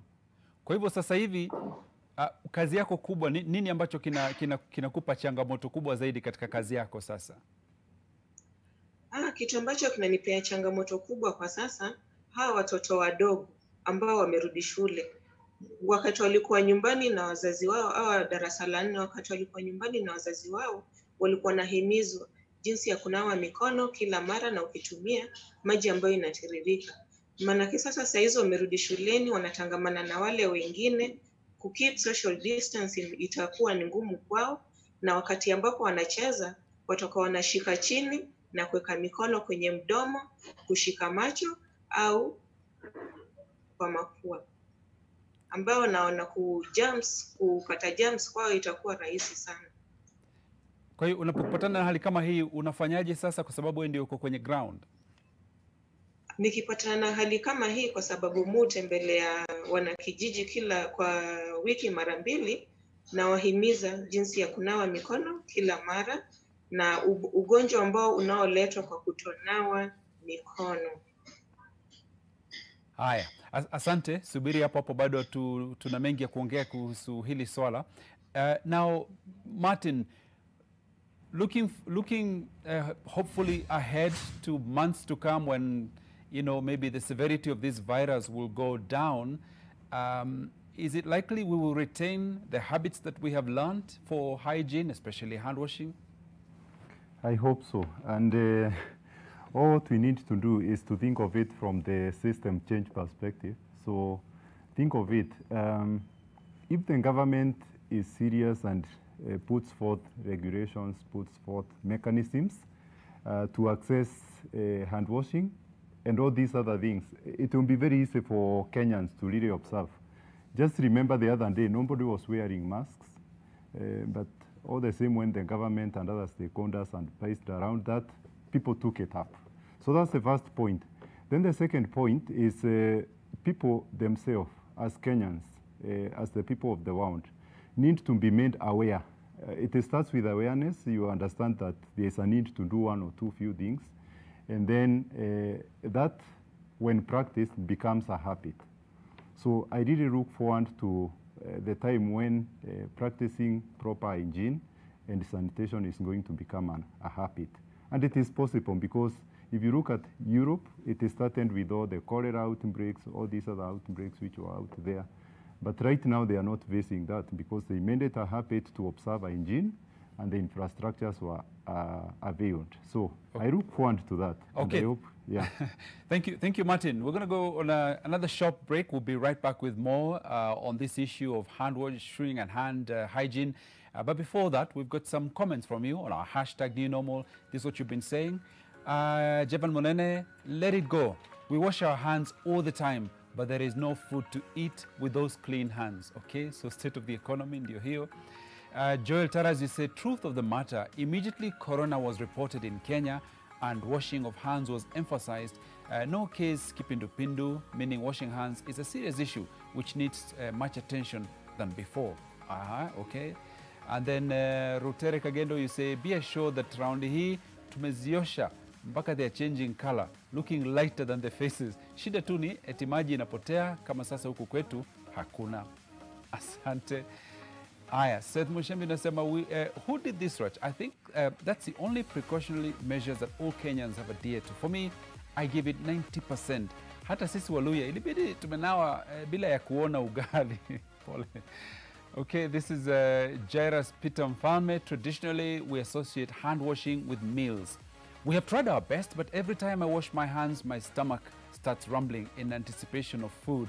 I have suffered a lot since Corona was brought by 200 wise men from China. Let's promote our African culture of washing hands and only when you're sure as well to eat.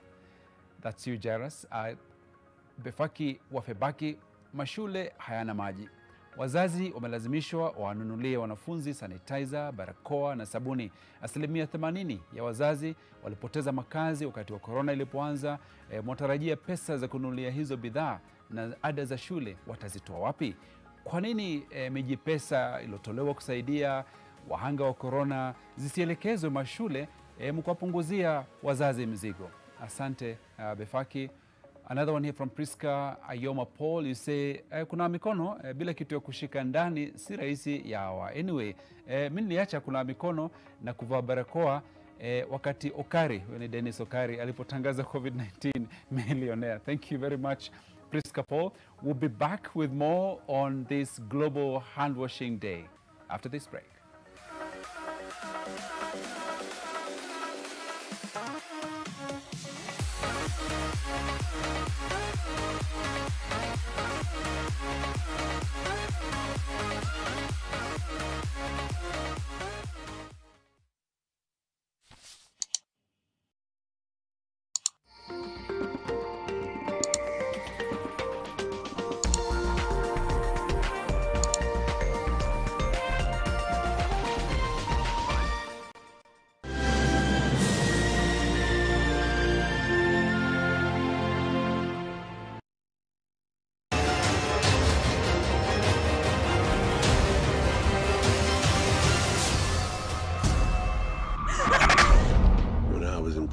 I thought a lot about you. This is not acceptable!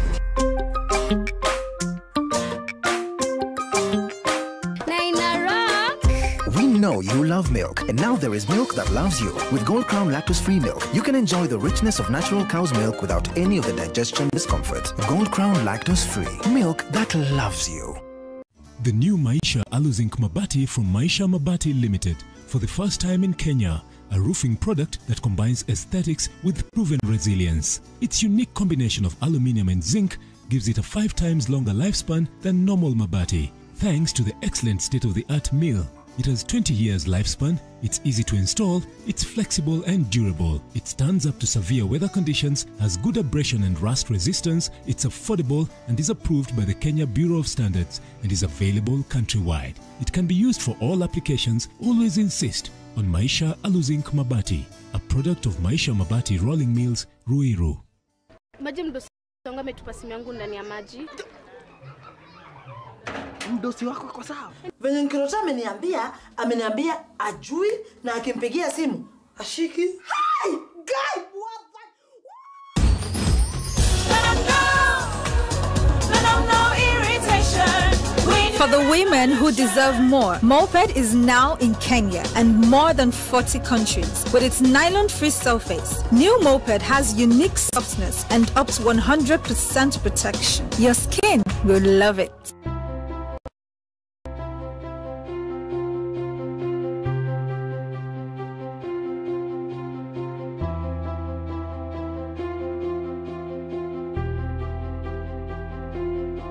Bank wakasema mwenye ako na loan tuende kwa bank.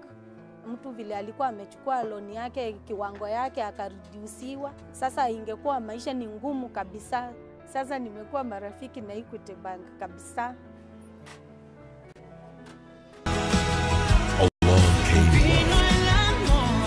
Do you really think that I enjoy seeing, despite all the years that have passed, that you're still madly in love with my husband? You took him away from me, like you always do. You're living the life that's supposed to be mine. You're absolutely crazy. You need to understand that nobody wants you here. I don't know why you hate us so much, madam. You certainly do. Make my life hell, but if you mess with my daughter, I'll make you regret the day you were born. Why would you break my heart this way? And haven't you broken my heart?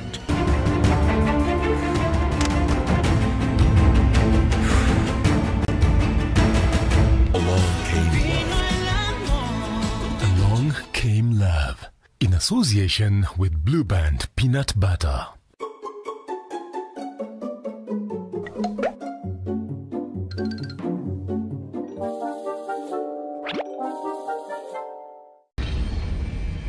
Mr. Evans fits the criteria of a malignant narcissist. Acts of rage frequently involving the attentions of a woman. You look so beautiful when you sleep. When I was in prison, I thought a lot about you. Colin, I tried to wait. No, you didn't. There's violence in this man. Your parole is denied.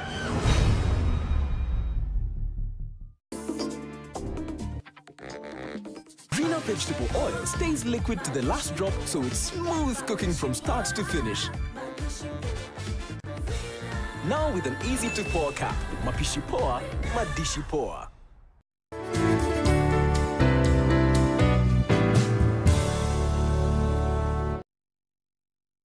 Get an 8-acre prime residential plot with soil merchants in Kisamis along Magadi Road at 148,000 Kenya shillings for cash buyers or 195,000 Kenya shillings for installment buyers. Come to our open day on 17th October.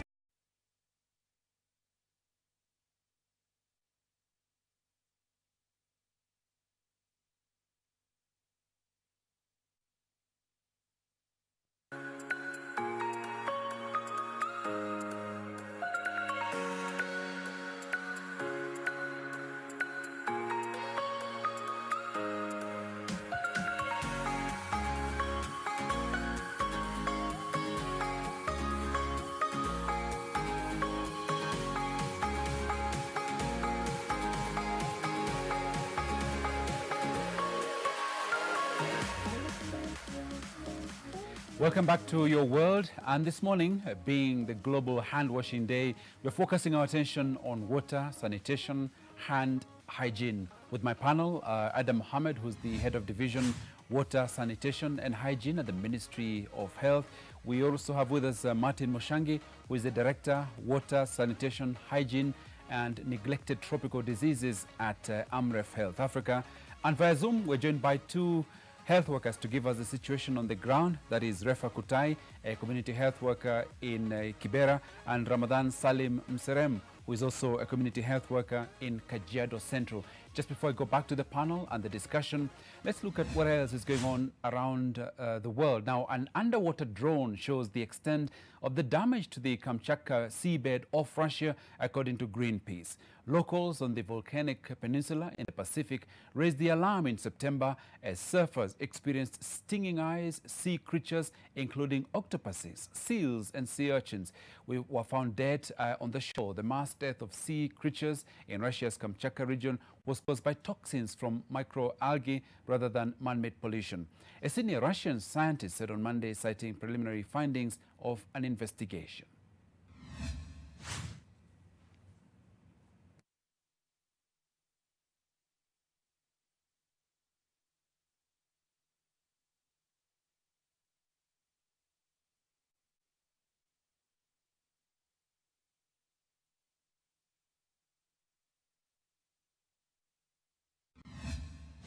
The 5-month-old baby girl of Wada Shekhmuz has only lived in a tent because Turkish troops and their Syrian proxies captured her family's hometown in northern Syria from Kurdish forces a year ago. She was born in a dusty camp crowded with Kurdish civilians who fled their towns and villages when Ankara's October 2019 offensive seized a 120-kilometer-long strip of land on the Syrian side of its southern border.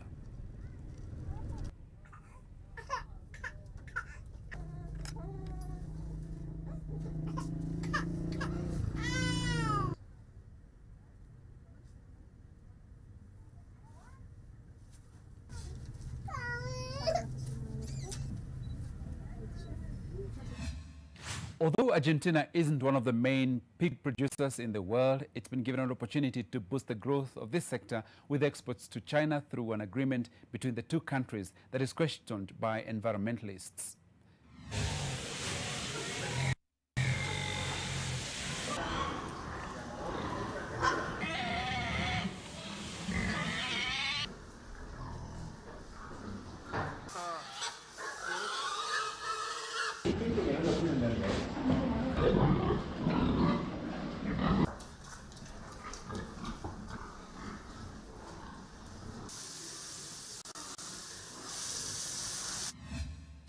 With its walls pounded by artillery, roofs torn open by concrete beams in shreds, Al-Weda School lies in ruins as students return for Yemen's school year. At the school near Taiz, the third biggest city in a country shattered by years of war between the government and Iran-backed Houthi rebels. There are no doors or windows, let alone desks. Instead, the students use old exercise books to jot down their lessons as they sit in makeshift classrooms with a handful of teachers brave enough to join them under crumbling ceilings. Yet, in a country where nearly a third of children don't go to school at all, these are the lucky ones.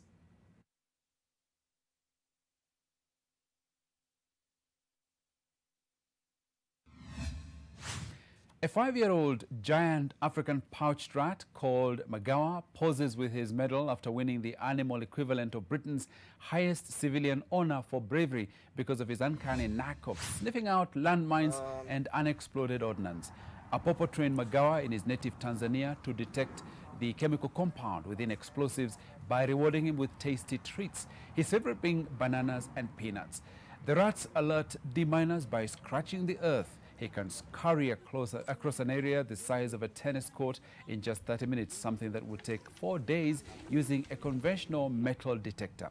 He's big enough to be attached to a leash as he goes about the business, but light enough not to set off mines. The PDSA Gold Medal Award brings the problem of landmines to global attention, said Christoph Cox of Apopo.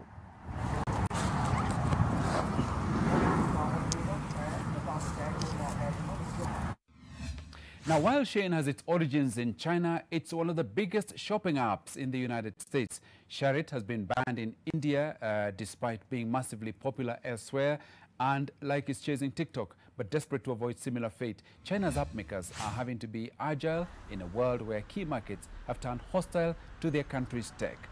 They're either going under the radar in territories where the war over privacy, security and geopolitics rages, or are moving to friendlier markets to win millions of downloads. Experts say that could signal an unstoppable rise for China's smart and responsive tech, depending on the long-term damage that security and diplomatic squabbles may bring to the Made in China brand.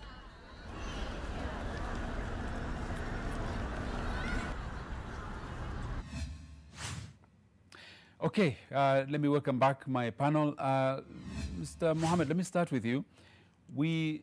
Parts of the world are already now worried and concerned about a second wave of the coronavirus. What's our situation and what would it mean for efforts made in hygiene, especially hand hygiene? Actually, good, Joseph, and that is our concern. That's why our minister always reminds Kenyans when he's giving a brief. Actually, Kenya is only one of the few countries in Africa that gives a daily brief. And sometimes people feel that is a nuisance. But for us is to give the Kenyans the real situation that's on the ground. And that is many other countries are emulating and they are wondering how perfect we are doing it. And one of the fears is we have is this issue of what is happening in Italy, what we see in Spain, even in America, where they open up, then later on they are closing down. This is the fear that we have, and it's something that we are monitoring. Our teams of experts are monitoring this aspect, and it's something that we are very key. And what the likes of Ramadan from Kajiado is reporting, what our sister in Kibera is saying, is actually critical. That's why the ministry considered 90,000 of our community volunteers to be part of the health system. And every village in Kenya is actually served by one of them, because they are the first level of healthcare workers. They are the eyes and the ears of the Ministry of Health, of the CS at the community level. So whatever they give us actually is something that we act on and we realize. As Ramadan was saying, people are kitu meko kwaida. Actually, we are telling people of Kajiado now, if they are listening to us, they hear now. There's nothing like kawaida. They should follow the strict rules of what we give them for their own benefit. They are washing their hands for their own health, not for the CS or for the Ministry of Health staff or for any other person. It's for the individual. Prioritize it. Once you touch an object, you need to wash your object, wash your hands. When you leave the market, you need to wash your hands. When you leave the restaurant, anywhere where you're going and out. And you minimize touching people. Once you touch someone, greet someone, you have to wash the hands. So these are the issues they're talking about. We're still monitoring. We have not even gone through the first wave. So for us, we're still now trying to contain it. That's why the minister was saying we are almost in the process of flattening the curve. That's the first. But then the others will be having a spike. But now, as we are trying to come down as a country, we are seeing counties like Kiambu, like Washingishu, like Nakuru, like Mombasa, like Garissa, like Kajiado, coming on board again spiking. And now the ministry is giving each county their results on daily basis, telling them that we are not doing well. We have got 10 counties now, we are visualizing, we are seeing them, we are monitoring how things are happening. As the other country is coming down in general, but then you see them coming up. These counties are now coming up. Are they the ones you mentioned there? Yes, and they're coming up, like Nakuru, Wasingishu, Mombasa, Kiambu, Garissa, Kajiado, Machakos. These countries are actually not coming down. They're not trying to flatten, they're going up. So if we say, are we talking about the second wave of what? No, we are still continuing. We are not out of the wood. We have not flattened. And each county is supposed to do their own monitoring to to see how things are happening, and now that's what we are saying. Okay. So we are advising them, that's why the ministers are given on daily brief what the technocrat, the surveillance team comes on, and even for the other, the 6 pillars I'm talking about. Use this data now to plan for the intervention. That's why we are saying our team of public health will always now, in the issues of risk communication and community engagement, if there were challenges in Kajiado, what were the challenges? How can we overcome this? How best can we communicate? We use now communication specialists to come and package our messages. Might be the way we package is not good. And these are issues that we're doing at different levels. Okay. Yes. Mohammed, thank you. Now to you, Martin, as well, from AMREF's perspective, what's the concern if some of the counties are already, peaking, as it were, in coronavirus cases? Yeah, so first of all, it's possible to flatten the curve, and it takes individual responsibility to begin with. And it also takes government and institutions' responsibility to achieve this. So what needs to happen is that there are many myths which are coming up that people don't believe that cholera is a serious disease. People are referencing other countries, for example, our sister country, Tanzania, and saying that, well, it's a big myth, people want to make money, but corona is real. That communication needs to go out. It needs to be crafted in a manner that it touches the heart. What I would say is that Kenya, we can be able to reopen and reopen safely. And all what we need to do is to ensure that we are not having these big spikes so that we don't overwhelm the health system. Okay. Martin, thank you. Now, sasa Ramadhan, hapo ulipo, umesema kwamba watu ni kama wamerudia tu hali yao ya kawaida. Tatizo ni nini hasa? Ni kwamba hawajali au vipi? Naweza sema wengi hawajali. Wengi hawajali na wengine ni kutokufahamu, kwa sababu kuna wale ambao kwamba pengine hawafuatilii kutaka kujua ili swala zima la corona limefika wapi. Lakini wengi wao ni kwamba hawajali. Walikuwa wakivaa barakoa, sasa wametoa. Walikuwa wakiosha mikono, sasa wameacha. Kwa hivyo wengi ni kutokujali. Na kama alivyosema Martin, ni kwamba wengine wanaangalia Tanzania kwamba wao waliomba na corona imekwisha. Sasa sisi pia tumekuwa na maombi, pengine huku kwetu pia salama. Hiyo nafikiri ni mafikira yao wenyewe, kwa sababu Kenya na Tanzania ni nchi mbili tofauti, na hatujui wao Tanzania ukweli wao uko wapi. Lakini ukweli wetu si kama wa Kenya, ni kwamba bado janga la corona linaendelea. Kwa hivyo nafikiri ni jukumu la kila mtu kuweza kujikinga na kumkinga mwenzake. Aha, Refa, na wewe maoni yako hapo ulipo Kibera, maoni ya wananchi yakoje? Wanasemaje? Maoni ya watu hapa Kibera wanasema corona kuwa imeisha. But sisi kama community health workers tunaelezea kuwa corona bado ipo, waendelee kuvaa barakoa na wanawe mikono kila mara. Corona bado ipo. Na wanakuamini unaposema hivyo?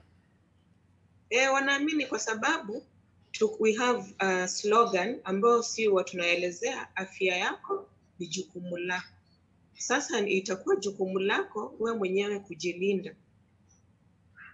Okay. Asante. So, Mohammed, from where you sit at the Ministry of Health, when you look at the country, what are we're already fighting a huge pandemic here. We were already struggling with these other diseases that we thought had put aside. What are your concerns going forward? Actually, if Joseph, you look at our system, the Public Health Act, which was even initially said 1926, it was a long time, had been put in place the issues of hand washing as the worst criteria.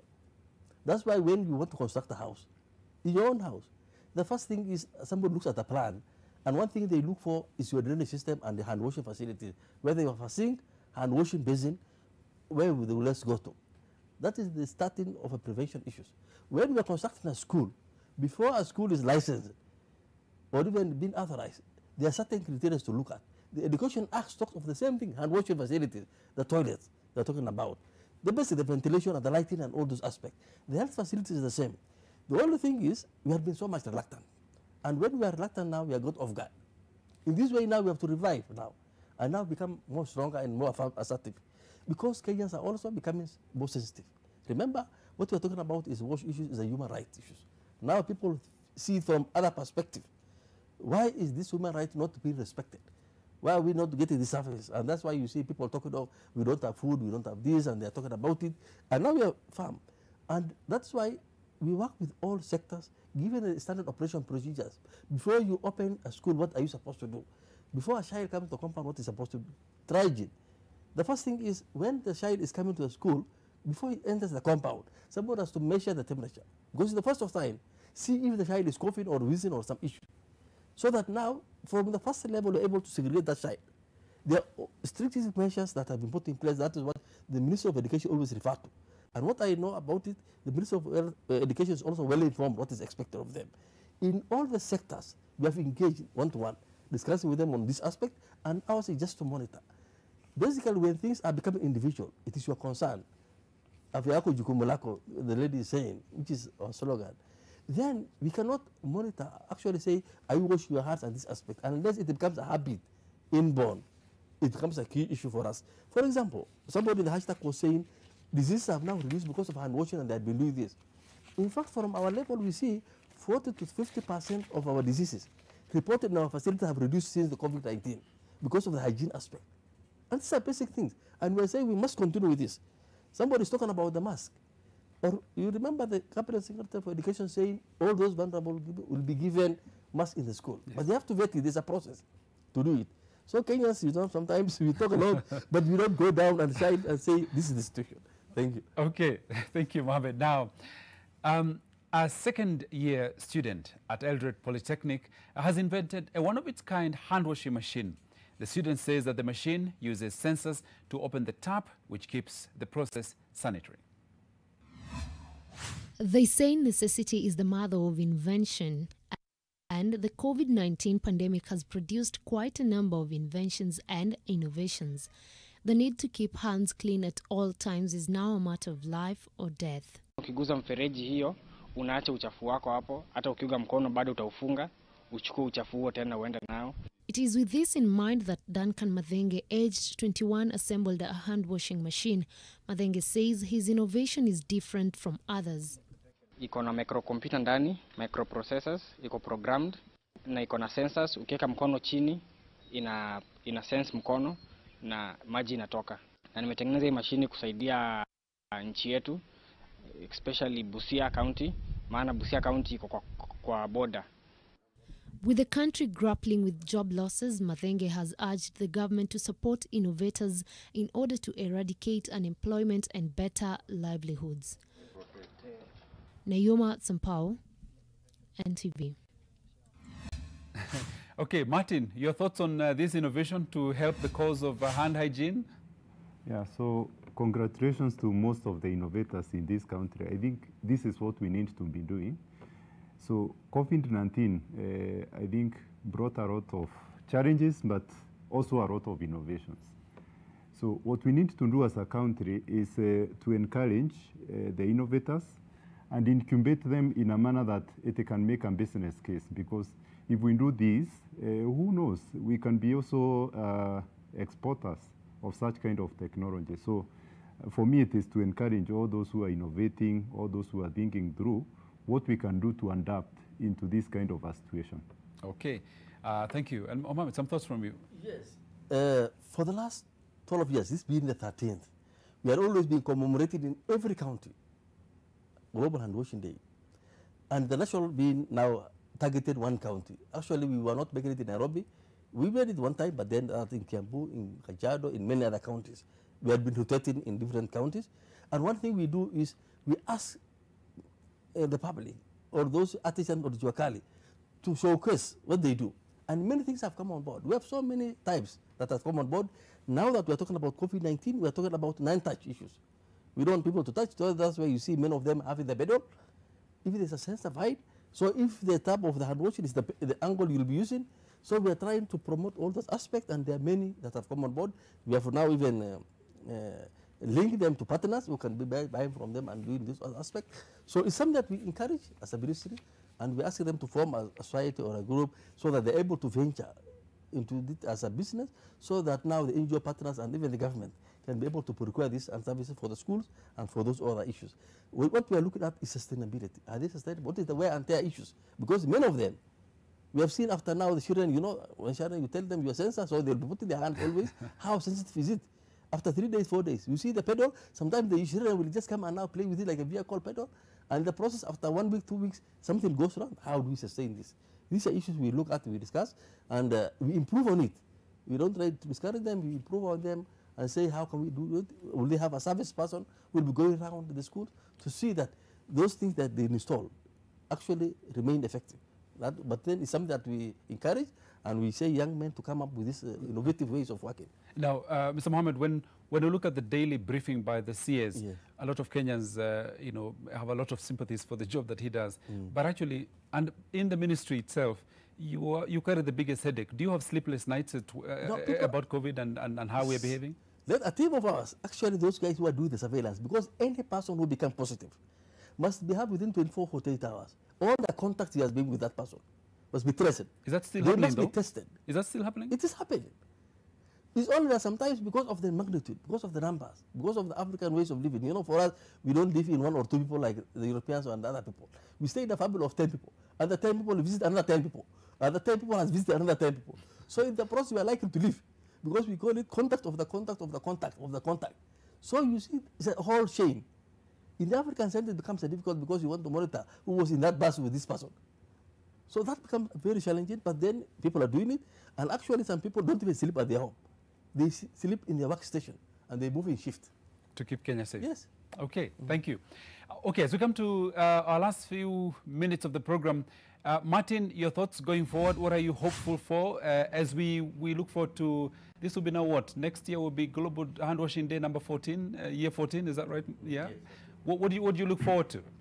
Yeah, so initially we used to say that the power is in our hands. So wash your hands. This is where your power is. Whether you want to work, whether you want to do what, this is where your power is.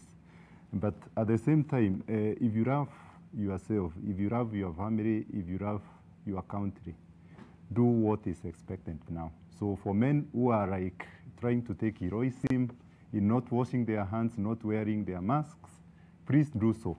Thank you. Asante sana. Na kwako Refa, maoni yako ya mwisho, watazamaji wetu wa Kibera na nchi nzima ya Kenya wanakusikiliza, maoni yako? Maoni yangu is wash your hands with soap and running water to avoid getting sick and spreading germs to others. Afya lako ni jukumu lako. Asante. Ramadhan, pia maoni yako ya mwisho, na pia kumbuka tuna afisa wa Wizara ya Afya hapa studioni ambaye pia ataweza kupokea yote ambayo tunamwambia. Ningependa, maoni yangu ni tuchukue umuzima la afya kwa umuhimu na uzito ambao kwamba unastahili. Kwa sababu kwa muda mrefu tumekuwa tukiwachia jukumu zima la afya kwa serikali. Lakini sasa ni jukumu la kila Mkenya kujua kwamba afya yako ni jukumu lako wewe mwenyewe. Ni jukumu lako kujilinda na kumlinda jirani yako na yule ambao kwamba uko karibu naye. Na kwa Wizara ya Afya ningependa kuambia Naam. Samahani, pole sana. Rudia tena. Wazo lako kwa Wizara ya Afya? Ombi langu kwa Wizara ya Afya ni wafikirie wahudumu wa afya mashinani. Kwa sababu wengi ni wa kujitolelea, na kama tunataka kweli kuwe na uzito wa mambo yote ya kiafya hapa mashinani, basi lazima tuangalie vizuri hawa wahudumu wa afya mashinani. Asante sana. And last word to Mr. Adam Mohammed from the Ministry of Health. Yeah, thank you, Joseph. Thank you, Kate, NTV, for giving us this opportunity. And I think I just want to emphasize Kenyans to know that washing their hands is very key. And one of the basics to prevent many, many diseases.